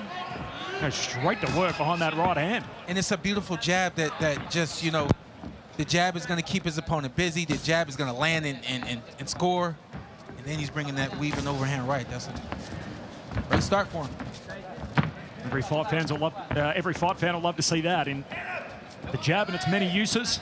And what it's available to do for a fighter, as you touched on, Sean, and what it's able to set up for him as Paliwen trying to work to the body, throws over top, misses. Weaving out of the way, Polkinghorn gets some coverage to the body. It's a good strong jab to the body and a good hooking right hand to the body right there as well. You know, people want a fighter that's busy. I don't think people know what they want. They say, oh, we want action. You want a fighter that's busy. You want a fighter that's busy correctly. And that's what I see from Billy. That's why I'm here right now. You see those small steps forward, the feints. He keeps his opponent busy. And then when he throws, he lands just like that jab right there. Keen to keep him busy with his schedule this year as well. And after the 16 months out, now in his late 20s, only 4 pro fights, throws a right over the top and then covers up, avoids a receipt. Paliwen trying to warn for a rabbit punch. Ref not all that interested. Paliwen, he needs a jab and he needs a feint of his own. He's got to find a way to stabilize Billy. Polkinghorn covers up there. The All-Star Boxing Club and Benny Harrington's charge. He's in the corner tonight, in the blue corner. And a blue baseball cap to the right of screen there. Good jabs from Billy.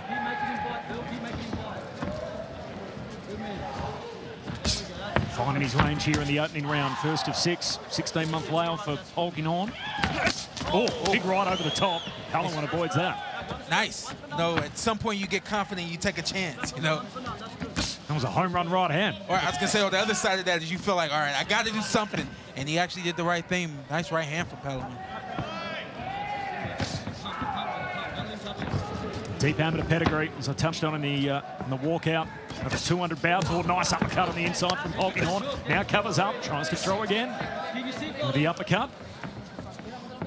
What a punch selection, though. I mean, that uppercut is just, it's a dangerous punch to throw. You either land it or you get hit. Yeah. Scout on him, so you can pressure, can fight off the back foot, fast, high boxing IQ. What's not to love? Listen, Paliwen he's a live dog here. He's willing to throw, he's willing to exchange, and it's good for Billy because he needs a good look in his first fight back. He's back into it. First round on his return done for Billy Polkinghorn, and his opponent Paliwen in the fight. Showtime Sean Porter with his ringside. He'll be part of the coverage tonight alongside Ben Damon, Nikita Tszyu, Michael Zerafa, of course, your headline. Live and exclusive on Main Event. All you got to do is scan that QR code bottom left. You can watch it all 7 p.m. Australian Eastern Daylight Time. See when you come through those. Billy comes out. Look at that overhand right. Swing and just missed. But I got a feeling he knows that that's going to be the punch tonight. I pulled that highlight right there because I got a feeling that that punch right there, that uppercut as well. Just a beautiful punch selection. And again, very comfortable. You out of the ring for 16 weeks. Offense and defense, and then right back to the offense. He did get caught in that round. I didn't pull that highlight of him getting caught, but you know, that's one of the things when you've been out of the ring for a little while, sometimes you get a little stationary instead of being able to get in and out the way that you're used to doing. Here we go, starting of round number 2. What's better than one former world champion to talk you through it? We got 2, Sean Porter alongside Liam Paro, myself, Corbin Middlemass, calling the fights for you. The prelims as Polkinghorn goes up top with a right hand and then gets himself out of punching range. Oh, another overhand right, blocked and throws to the body. Good follow-up. Tell you what I like from Paliwen. I think he knows his success is with trying to throw with Billy. If he can punch between those gloves, he might have a shot. But these body shots right here are vicious coming from Billy. He's going to work in the corner. Paliwen does well to turn it around, and now Polkinghorn with his back on the ropes. And that's a fun exchange. Crowd's happy with that. Good hook right there to the body from Billy. Working both sides as well. Paliwen fighting his way out of the pocket. Liam, you ever got some sparring in with Billy? No, I haven't yet. No, I've been asked that question earlier tonight, but no, not yet. Sorry, I'm making you repeat yourself. That's all good. But maybe in the near future for sure. He looks like he packs a lot of power. Yeah. In the lightweight division, finding a way around the defensive work of Paliwen. Also comes in shredded as well. Presented well on the scales yesterday. Over from the Philippines. Oh, big thudding right hand over the top. Doing his best to try and take some of the steam off those. Paliwen and fighting back. But they don't tickle. There it is. For Paliwen, it's about getting that respect. It's about trying to keep Billy at bay, keep him off of him. He needs more body work himself. You can hear him, just the sound effect. Body punches from Billy Polkinghorn. Again, whacking away with that right hand. And again, something else I love to see from a fighter, changing your stance, changing your approach to the fight. Billy has become a body puncher now. He's become a power puncher now, and he's utilizing it perfectly. Polkinghorn now a lead foot, walking Paliwen back. Jab. High guard from Paliwen. The call from the Polkinghorn corner, don't let him rest, stay on him, and more shots to the body. Paliwen trying to answer back to the body. It's a good combination, but then again, look, he gives him too much space. He gives Billy too much space. Paliwen needs like twice as much of that. Supreme athlete Billy Polkinghorn, and pressing his advantage here, trying to find his way through Paliwen, who's retreating. And he's getting a little warning too for a punch a little too far south. Blame it on the layoff. He punctuate the round here, Polkinghorn. Right hand off the guard. Is there time for one more? Trying to split the guard, and that'll do us through two. Super crisp work for Polkinghorn. Wow. Every now and then there's one of those fights you just do not want to miss. And ding ding, round one when it starts tonight. Nikita, Tszyu, Michael Zerafa. You do not want that FOMO. Here's Benny Harrington. On the jab, get into the double guard. I think it's going to be the body, to be honest. Once you bring the hands down to the body, if he doesn't go down, it's the uppercuts to the head, okay? Big breath, big breath. Get him on that double guard, all right? Good work there from the corner. Good work during this last round from Billy Polkinghorn. Nice little straight right hand landed from him. But like I said, he changed his stance. He became a body puncher. Became a vicious body puncher. That right there is what Paliwen needs, though. He needs to punch in between the gloves of Billy and try to find some good timing to land a big shot. But if he doesn't and lays on the ropes like this right here, it's going to be a long night for him. A short night. Into round three of 6 in the lightweight division. Billy Polkinghorn in return from a 16-month layoff, and Paliwen has only had the 10 pro fights despite making his debut way back in 2010. His last fight coming almost a year ago to the day on January 18, 2025. How will his conditioning go the longer this fight continues? Liam, quick question for you. Different regions over here in Australia, are there different styles based on the region that you're from, or is it just kind of you are who you are? No, unfortunately, it's not like America. You know, we're all pretty similar. You know, you got your good boxers, your tough press forward fighters. You know, but one thing I will add that Australia is now bringing a lot of skill to the table. You know, with skill-wise, we're catching up with the rest of the world. I agree. Yeah. And But, again, something else I see from Billy, and that's what I remembered about him was his skill, along with the speed and this power, is a rare commodity, it seems like, over here in Australia. We're starting to see more of it, huh? 100%, a lot more all-round technical fighters now. You know, we're starting, like I said, starting to catch up with the rest of the world. And there's no surprise that's reflected too at Olympic Games level. So you look at, going back to 2012, 2016, there'd be less than a handful of Australian fighters going to represent the country. And now, as recently as the last games in Paris, there was a dozen fighters over there fighting under the Australian flag. So a lot more of that sort of amateur pedigree, getting good experience against high-quality opposition before turning pro. There it is. It's Paliwen with his back against the ropes here. Nice movement from Polkinghorn as well. Polkinghorn again, changing levels, upstairs, downstairs. I'm going to tell you what I like about that right there. We call it touch, touch, touch, explode, right? So he just, really light with his hands. We'll see it again right here. He's going to go light. No, he decided to go hard. I'm not mad at him. And Paliwen turns even now. He's trying to press the action and get something off. The Filipino in the last minute of his third round of 6. Polkinghorn goes straight back to work in the body. Those starting punches right in front of us. You can feel them, I'm sure, watching at home. And then, Liam, we got the other thing that most fighters forget about. Force the referee to do his job. I don't think his opponent's in harm's way yet.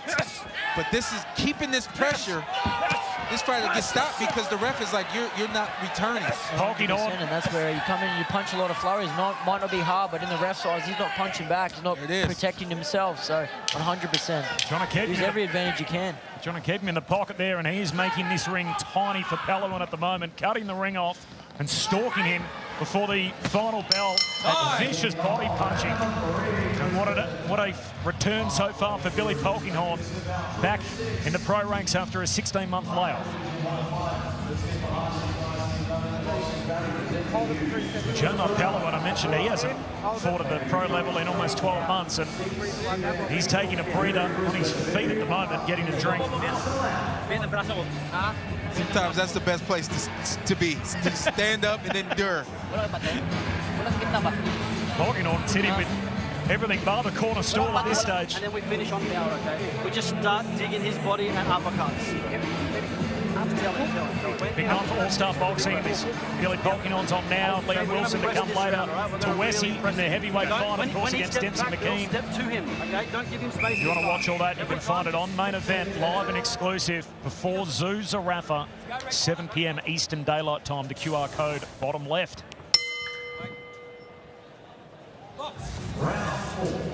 Four of 6 here. Sean Porter talking you through it, the former two-time world champion who's requested to be on ringside. Just keep an eye on Billy Polkinghorn. Big fan of his work. Charismatic fighter, and certainly fights in the same fashion in what we've seen from him through the first 3 rounds so far. Yeah, I think it was the second time I came over here. I saw Sam Goodman for the first time. I said, wow, the kid's got some skills. Little kid, but he's strong, tenacious. List goes on, and the next time I come over, I see Hartman. Hartman's he's a wild card. I love watching him do his thing. I think he's gonna be making the transition. But then one of the last times I came over, I had the opportunity to see Billy, and after that, I just made it a point. Remember some of these names, because you're gonna start seeing some of these guys on the world level.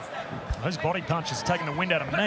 That is enormous, and Paliwen doing his very best to try and fight back and keep Polkinghorn off him here. Throwing multiple punches. Polkinghorn's not going anywhere. Stalks him again into the pocket. He's walking straight through it all. Yeah. It should be disheartening for Paliwen for sure. That breakdown it comes different for everybody. This breakdown here, it's not the kind of breakdown that has disabled Paliwen, but it's just completely taken the power, the sting off of his shots. You can tell when he does release, there's not much there. He's broken down.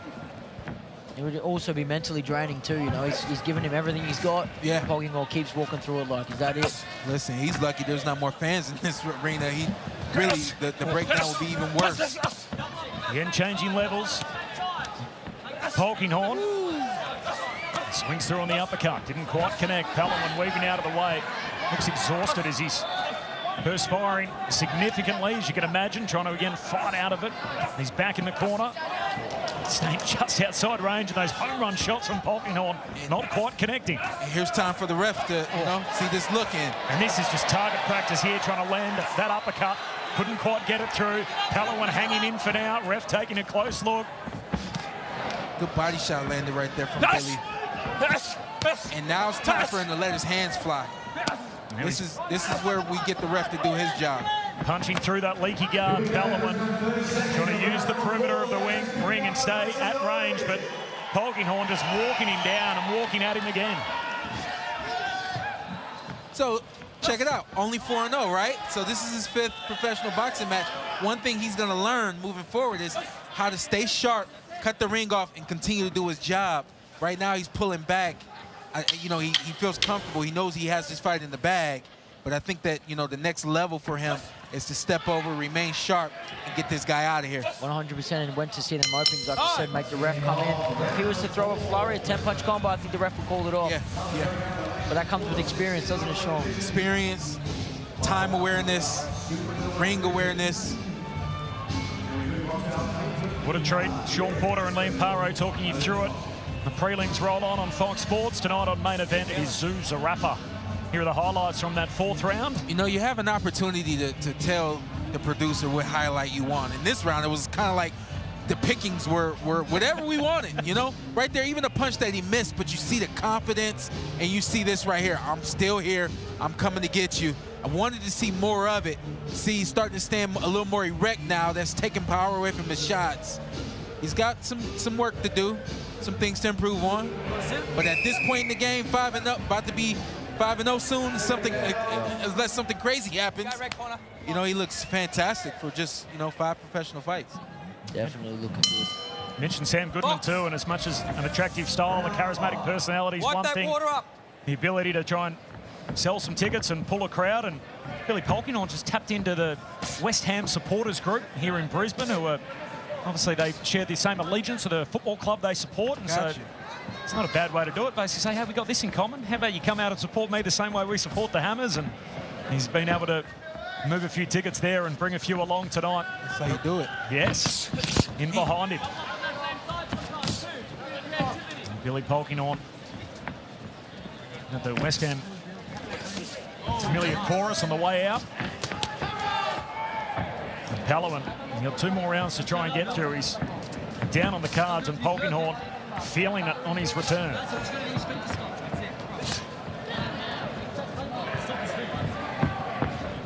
Continuing to circle out to his left. Yeah, I mean, this completely changed the game if Billy takes a step over and prevents, there it is right there, he prevents Paliwen from continuing to circle to his left. Do you think push more to cut the ring off instead of following him around? Yeah, you know. Close the gap. Yeah, you know, it's not really about, you know, just cutting the ring off and I got to get to you, but just to simply cause Paliwen to circle back the other way, he hasn't had to do that this entire fight. You know, he's probably going to be in no man's land if you tell him to go back to the right, you know? 100%. Then different shot opportunities will open up also there. There it is.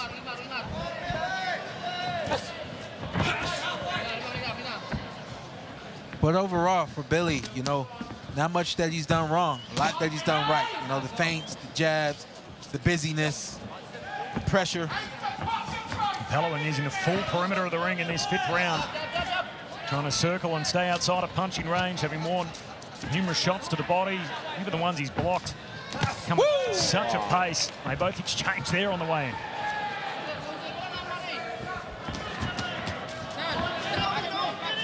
Paliwen. This has been the theme of the fight so far, trying to keep Polkinghorn off him.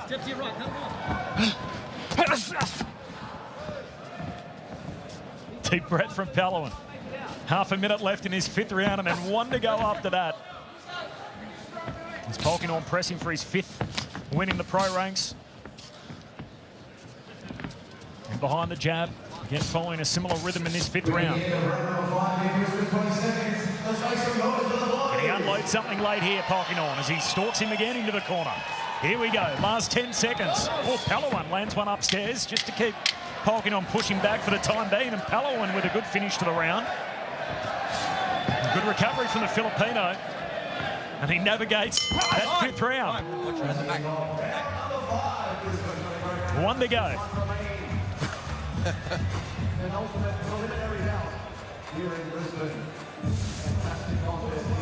Paliwen looked at his corner as they were getting in, and he kind of shrugged his shoulders like, what do you want me to do? There's nothing I can do about this. Look at this overhand right there. That was a clean overhand. And again, something to improve on, being able to learn how to direct this overhand right. Boom. Top of the head right there, but it's on the side of the head. That overhand right, we wanted to land flush on the top of that forehead, the chin area, maybe even the nose. That's where it does damage, but then you see that right there. Paliwen figuring out a way to just stay alive here, come back, and again, Polkinghorn giving him the space that he needs to continue to circle left. Has it lived up to what you'd hoped it would be, Sean? Absolutely, and Lim, I'll tell you this. I always say a lot of times, you bring a fighter in that knows he's not supposed to win this fight. Is he gonna follow the script, right? That script being, I'm B-side, I'm not supposed to fight back, I'm not supposed to win, all those things.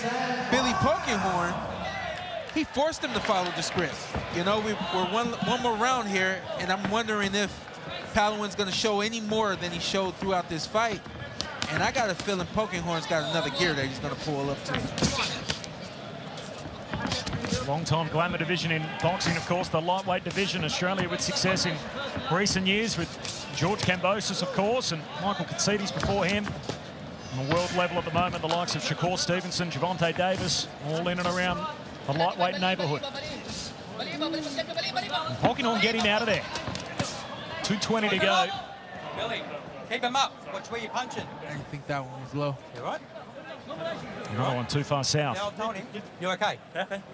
Box.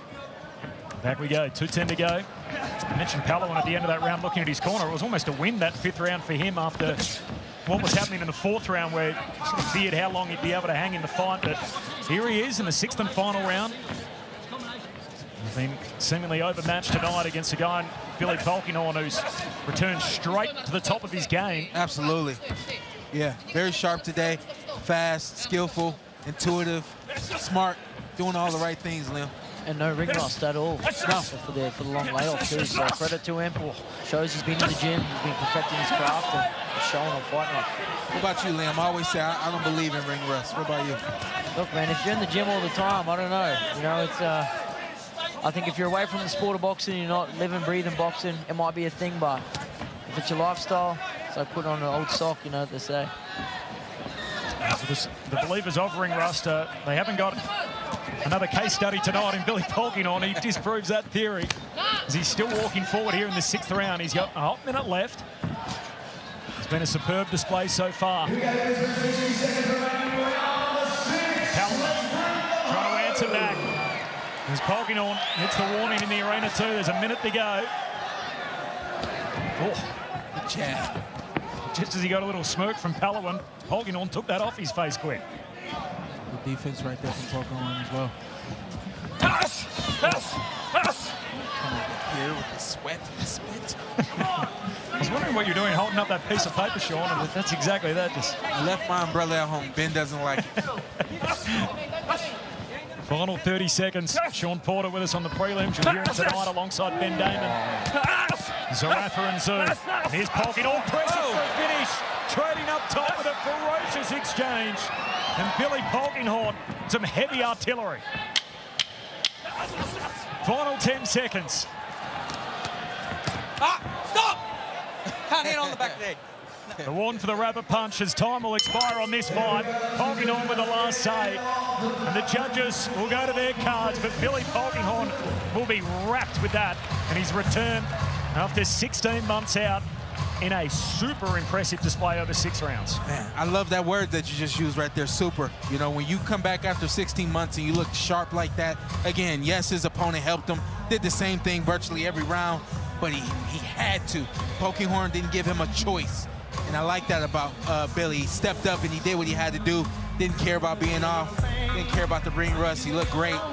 Great body work in this fight. And in full control the whole time. Yes. One-way traffic. Amazing overhand rights, amazing uppercuts landed like that one right there. Just a great variety of punches coming from Billy tonight. Great job. The speed was there. Trust me, the power's there as well, Liam. Sometimes that guy across from me, he's got a nice chin, nice strong head, and I think that was the case tonight from Paliwen. What's he capable of, Billy Polkinghorn? You've seen guys all around the world. Absolutely, 100%. I'm saying it right now. He's on that level. He's on that level. That's high praise. Showtime Sean Porter with us on Fox Sports. Polkinghorn and Paliwen. 6 rounds done. Stephen Pales is going to have the decision for us coming up. We'll hear more from Sean coming up later tonight. Tszyu, Zerafa, the headline. Let's get to the judges' cards. Steve. Ladies and gentlemen, centering time to make this one official after 6 rounds of boxing. We go to the scorecards. Judges Adam Height, Phil Austin and Phil Tye all scored about 60-54. We have a unanimous points decision victory and it goes in favour of Billy the Hammer Polkinghorn. What a return, everyone and anyone is next for Billy Polkinghorn. He wants to stay super active, making up for lost time. Coming up tonight, Nikita Tszyu, Michael Zerafa. Is it too much too soon for Nikita? That's what we're here to find out tonight when he takes on Michael Zerafa in the middleweight division. All on Main Event. Scan to order that QR code. Stephen Pales in the ring.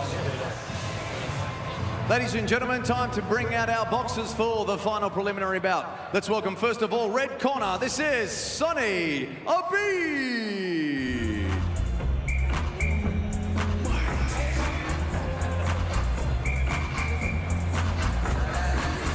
Sonny Abid, the French nationalist, hailing from Western France. He's out here on a visa. He's been working as a concreter and a farmhand. He spent most of his time here based in Shepparton, but he's no stranger to Australia. Had his first fight out here back in 2019.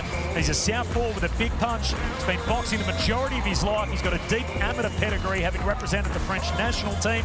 He's actually a close friend of a certain guy you would know well, Liam, in David Popo. Knows him well. They hail from the same part of the world. Of course, your last opponent. Here is Sonny Abid.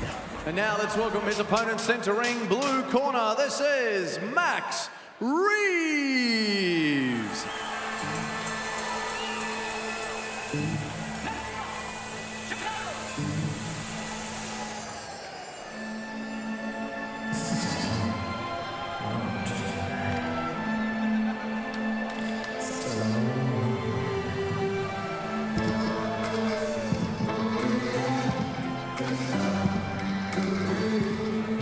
Max Reeves makes his way out. Industry types who have seen this guy develop from a boy to a man, from prospect to bona fide contender.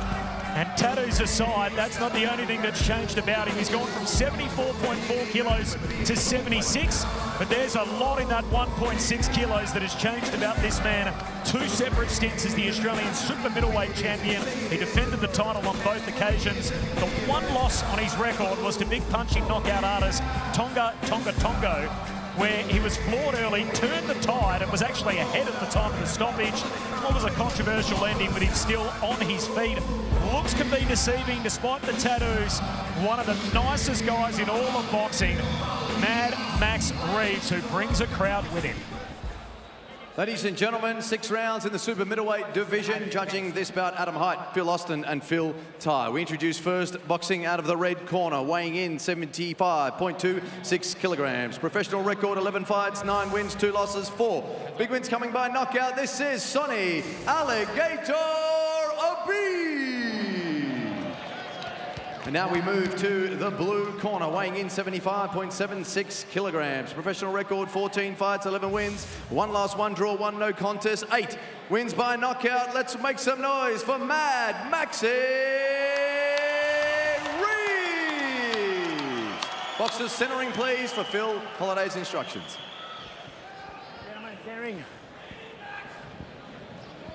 Gentlemen, I've been to the instructions in the change room is to have a clean fight. Listen to my instructions all the time, and good luck to both of you. Test gloves.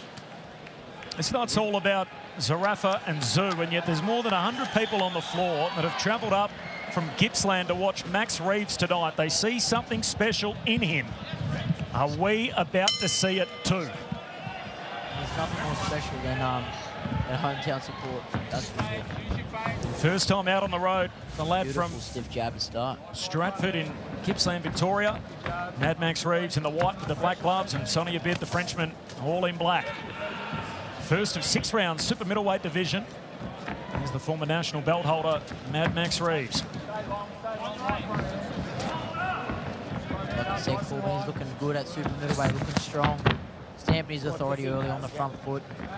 Stablemate of Blake Wells out of the East Coast Boxing Club under Paul Turk Carroll. Already got a win tonight for the stable. and make it 2 for 2 here. All leading up to Nikita, Tszyu, Michael Zerafa next as Abid wears one up top. Circling, trying to get himself out of range. The Frenchman, multiple punch combination, Reeves in behind it, and Abid forced to lock up. When I say break, both step back, okay, let's go.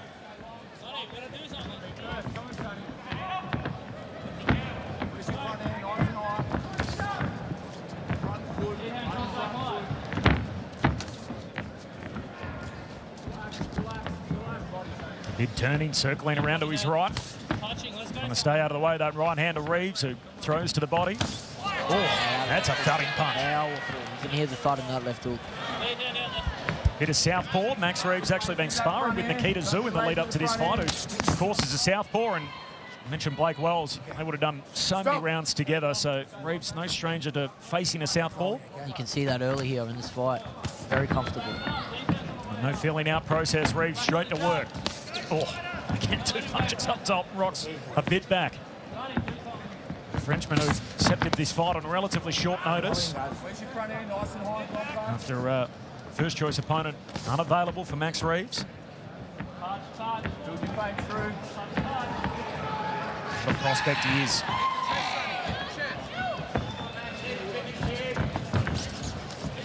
Reeves.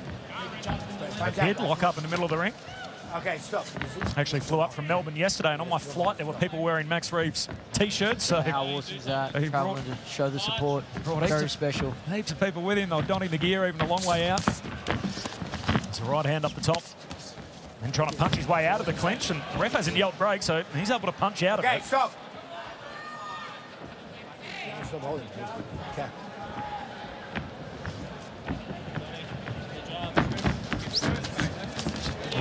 Trying to land, throw his way out of the clinch. He does so again, and Abid's got a problem here. Trying to lock up in the latter stages of the first round, and Reeves, the dominant start. Stop, guys. Watch the elbow and stop the holding, guys. Let's go. When the bell goes, stop punching, boys. Superb start, the former national belt holder, super middleweight Mad Max Reeves. Say that again, that was a very dominating opening round. You just notice on his left arm there, see there's a bit of claret coming out. That is actually a boil that they discovered in the training camp, a very unusual injury, and he had it strapped yesterday during the weigh-in. As you can see, it's getting some attention now and he's actually bleeding. That must be extremely painful. I've had a fair few of them in my time, and yeah, they aren't very pleasant at all. Look at that, man. It just shows the toughness of the kid in here fighting it. You ain't letting this occasion get... So they wanted to cut it out in the lead-up of the fight and essentially said, no, I'm not missing this. So as a result, I will be fighting through it. And sure enough, it's opened up in that opening round and already starting to leak a bit of blood. But how do you end up with that? Are they a common injury for fighters? It's just, it can happen from anything, an open wound, sparring, we're in gym, sweating all the time. It's just an unfortunate thing that happens, but... He said he thought originally it might have been a pimple or an ingrown hair. Ingrown hair, yeah. Tried to treat it and got worse and worse. And he's still here fighting tonight. Mad Max Reeves is on his lead arm. Just taken no sting off that left hook. No. He's found a home for that straight away. Last of our bouts in the prelims, and then after this, all eyes, of course, on the main card over on main event, counting down to Nikita Tszyu, Michael Zerafa. Biggest grudge match in nearly 2 decades in Australian boxing. Hell of an undercard, 3 heavyweight title fights. Liam Wilson's on that, on the precipice of another world title shot. Of course, Nelson, Asafa Solomona, the Melbourne Storm premiership winner, making his fight debut tonight. Stacked main card ahead.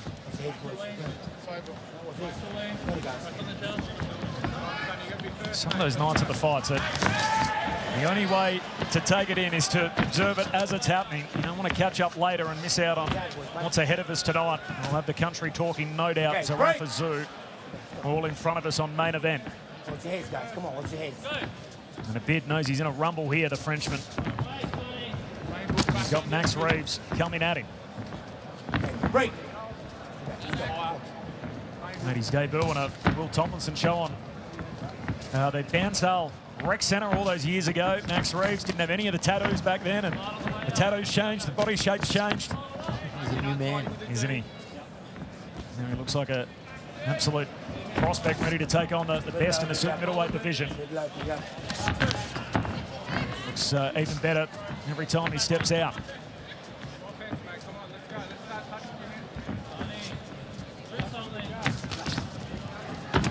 Bid trying to lock up again in the middle of the ring. Okay, break it up. You see the heads come together again. It's going to happen with the Southpaw Orthodox. It's a very common thing.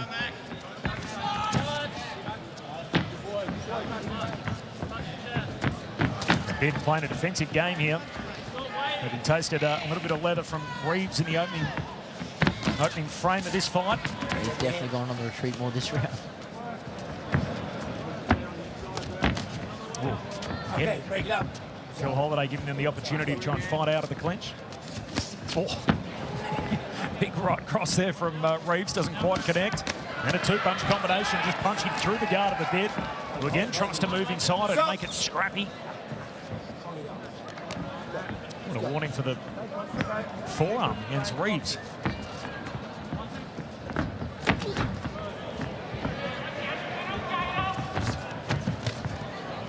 Stop. More the same. Last 10 seconds. Get it going. Sonny Bid trying to turn it into a bit of a scrap here. End of the second round approaching. And Reeves playing from in front. Nikita Tszyu, Michael Zerafa tonight on main event. Starts shortly, you can scan to order.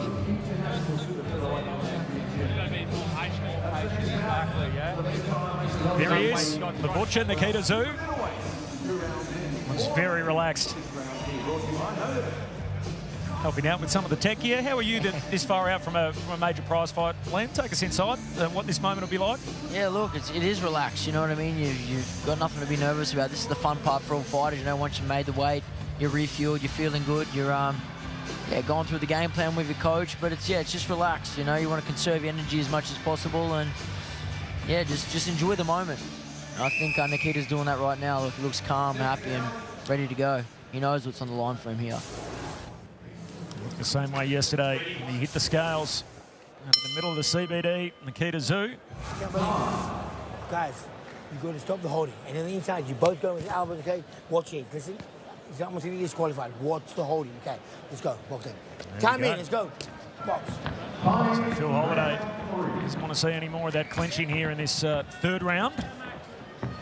Certainly was the feature of the second round as a Bid moving back on the ropes and Reeves trying to work his way in and a Bid comes together and locks up straight away. Okay, stop. And again, the ref gives them a chance to fight out of it. Let's go. Box. Resets them. No official warnings yet.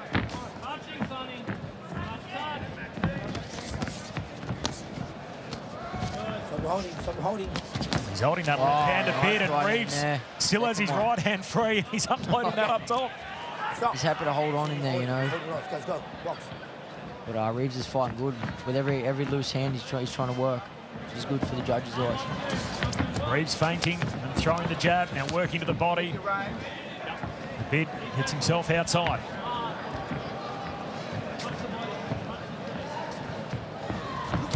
Boy. Pick up the second phase, yeah?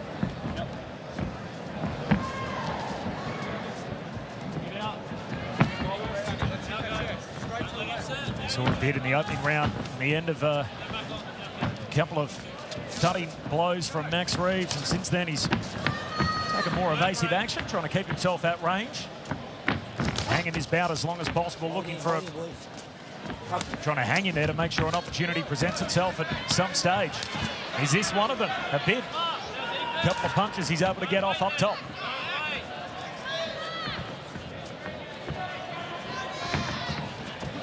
Reeves to the body.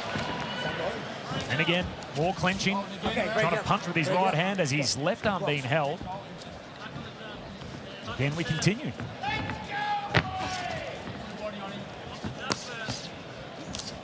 Scrappy affair so far at the halfway stage. Here we go.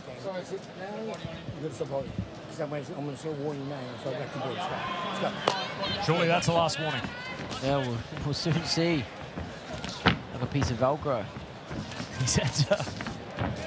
He's been generous so far, Phil Holiday. Sonny Bid. Again, locks up, moves inside, clinches. Reeves is trying to land that one big shot. I'd like to see him not load up so much. Try to be a bit faster, snappy with his punches, and that big punch will open up. Reeves feinting again. The Bid moves in. Again, throws one and then tries to sit on the chest of Reeves. Again, the ref gives them a chance to fight their way out of it. Very ugly bout so far. Reeves trying to work up top. Again, he has his left hand held. Throws the right hand. That's blocked. Again, they punch out of the clinch. More intervention. Hit the bell, boys. Stop punching. End of the third round. Gee, it's not pretty. We're 3 rounds down.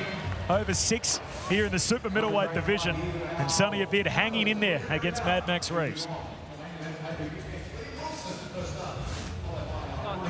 Coming up tonight, Tszyu, Zerafa. Just the basics. On your way next. Touch the head, touch the chest. 1, 2, 1, 2, 1, 1, 2, hook. Yeah.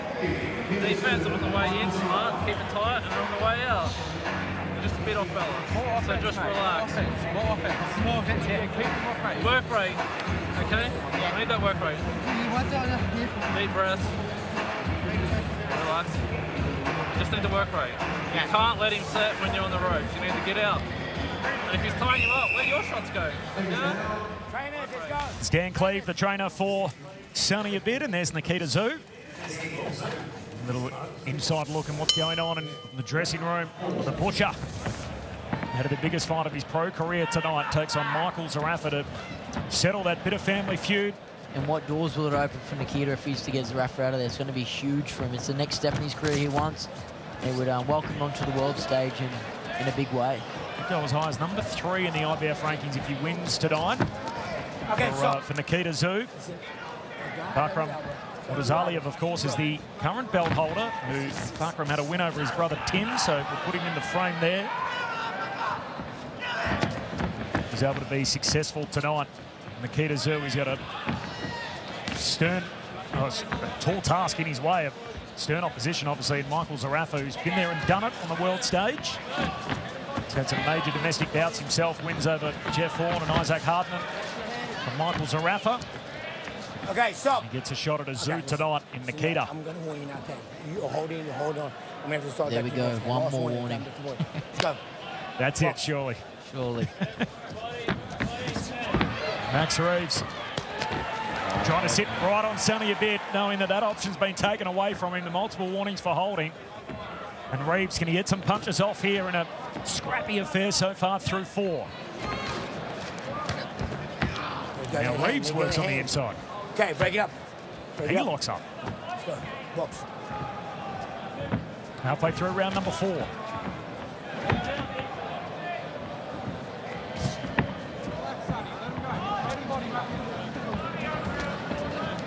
A big wake up in Brisbane. Max Reeves, as I said, the contingent that he's brought with him, the huge support as he throws a couple of right hands up top, rocks the head back a bit. Also caught up with a familiar face in Josh Dunkley, who is a Brisbane Lions premiership player a couple of times over, won a flag with the Bulldogs and took Reeves and his camp through the facility of the Brisbane Lions during the week. So a couple of crossover athletes engaging with each other during the week, and Josh, I'm sure a big fight fan, will be watching on. Stop. Supporting a lad from his part of the world in Gippsland, Max. Actually played footy senior level with Josh's brother Kyle. These talented athletes across multiple sports. As Reeves looking to go to the body, and might have got a little bit of that. Usually the tell that there was some connection is the head shake, which came on the way through from a bit. It was a universal signal that there was something on it. A dead giveaway always. trying to fool the judges otherwise. Reeves working the body. Now heading up top. Okay, break it up, break it up. More of a tussle in close. Box. Latter stages of round number 4. 2 to go after this. Last on the prelims. 4 rounds down.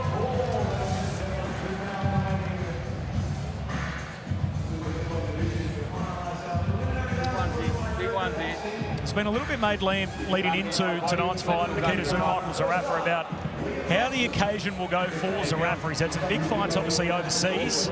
Haven't all gone his way. Who do you think will be most comfortable in this kind of an environment tonight? Look, it just depends what Zerafa shows up, you know what I mean? I think he realises the urgency to see what because if this doesn't go his way tonight, it's like I said before, it's retirement knocking on the door, and I still believe he's not satisfied in his division, in his career. So yeah, look, we're just gonna have to wait to see what Zerafa shows up. You know, he's a confidence fighter. Yeah, no, I think, look, going off experience, you can't look past that. Any job you go to, they're going to look at the resume and they're going to acknowledge experience. And I think you're going to have to give credit to Zerafa with that tonight. But hey, we'll soon see. Then on the big stage, Lara. That's the beautiful thing about boxing. Quinlan, big fights overseas for Michael Zerafa. He's won a couple of big domestic fights here. And okay, break. Remember the hostilities leading into the Hartman bout, Horn the first time. I think in the second bout, he had his moments, Michael Zerafa. In that fight, something breaks the other way. He could have scored a win that night in Brisbane. He's been in the big shows before under the bright lights, so. Okay, break it up. Nikita Tszyu, his persona, the way he presents, it's hard to think there's going to be too much that's going to get under his skin. Well, it's all in front of us tonight. Tszyu Zerafa. You can order now at mainevent.com.au. Of course, that QR code, which is popping up on the screen. We've got Max Reeves here, who's pressing for another win on his record as he continues his campaign at super middleweight. Big blow to the body. Yeah, some big thud shots there.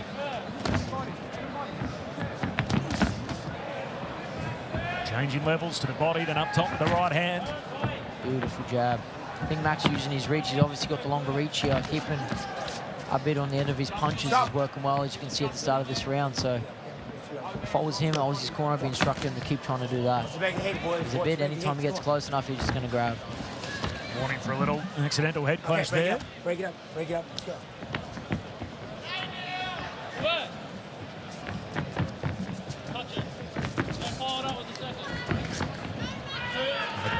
Reeves, he's split that guard a couple of times. You mentioned that nice jab earlier in the round. Seemingly playing from in front here, but a bit showing his experience, particularly at lots of experience on the amateur level. And now Reeves moving in behind the right hand, ignites the crowd. What's the hold? Okay, let's go. The referee calling for them to pull apart again. And the Reeves army involved, cheering every punch of the moment. Stop! Stop! What's your hand again? Let's go.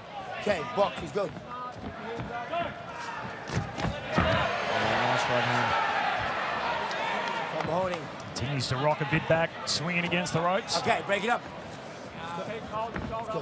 Bid played the role of a spoiler really here tonight, trying to turn this into a scrappy affair after feeling what Reeves has got early in the piece. And Reeves, a big one, big right hand over the top, just rocks the head back of a bid.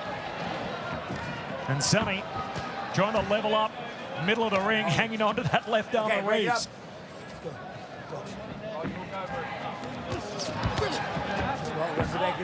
Some big moments again in round 5 for Max Reeves here. A bit hanging in there. End of the penultimate round. Just a little uppercut there from the bid. It'll end with a clinch. 1 to go.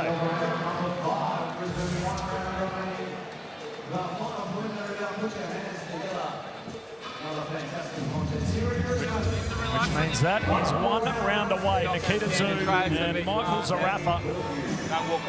Coming up next, the main draw of the evening, which includes obviously 3 heavyweight fights, plus Liam Wilson on the precipice of another shot at a world title, and then Tszyu and Zerafa to close it out.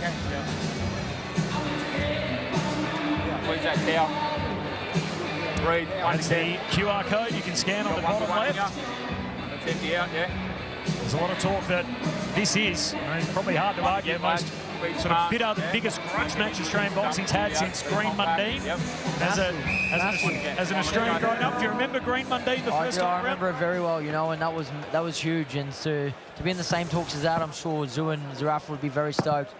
They've got a lot to live up to. I think both boys know what task at hand tonight. There's something special about a big domestic fight. You had one against Brock Jarvis not that long ago, and is there a different energy knowing that the guy across the ring hails from the same part of the world? Yeah, you know, it's just good for bragging rights, you know, and it was good to get one over the legendary Jeff Fennick, you know. He's an absolute legend of the sport, so to be in the opposite corner and get the job done there was massive. Wasn't too far away from here, back in the Brisbane CBD a couple of years ago, and Liam Paro's continued his rise to superstardom thereafter, winning a strap on the world stage, and here he is, perhaps another fight away from another in the welterweight division, and great to have him with us as always on Fox Sports, a main event, as Max Reeves trying to press for an early stoppage here against Sonny a bit. He's well up by our unofficial card. He's got 2 minutes to try and close the show in thunderous fashion here. Always say, when it's hard to knock out an opponent that's in survival mode, and we can see that from a bit now. Anytime he's in close, he's just rapping. He's on the retreat a lot, so you know it is hard. But Max Reeves is doing what he has to do to win convincingly, I believe. World-class hit put to come tonight. We've already heard from Sean Porter. Paulie Malignaggi's in the house, so he's been a big part of the build-up to this. He's been in Brisbane all week, so keen to hear what Paulie makes of it all. And Tszyu. Nice big body shots.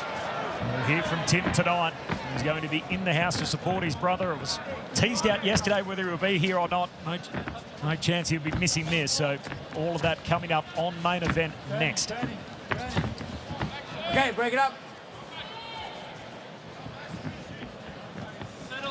Well, moments out of the gate tonight. He's felt for Sonny a bit, and you thought, geez, he overmatched here on short notice against Max Reeves. He's hung about, albeit most of the major moments have gone the way of the Victorian from Gippsland, Max Reeves. Okay, break it up. He's had to deal with something a little different tonight, and I'm sure there'll be lessons in that for Max as well. Oh, 100%. You know, it's just another win in the books, another step forward. But Abid's definitely making it hard. And like I said, he's just trying to survive, which makes it hard to land any big crucial shots. There's only a minute to go. And the ref's giving him the chance to fight out of it. Down to 40 seconds. Maybe a bit. No guarantee to get to the cards just yet. Reeves is not done. Continues to go to work. We haven't had a knockout so far tonight. He's got half a minute here.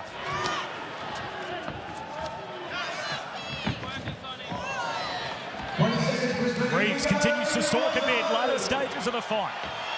A bit trying to punch his way out of it and hook up. Let's go, box. Separated, final 10 seconds. A bit works out of the way, that right hand from Max Reeves. Punching in the pocket as the final bell goes. And we will head to the cards after 6. And Sonny a bit makes the final bell against Mad Max Reeves as his ascension continues at super middleweight.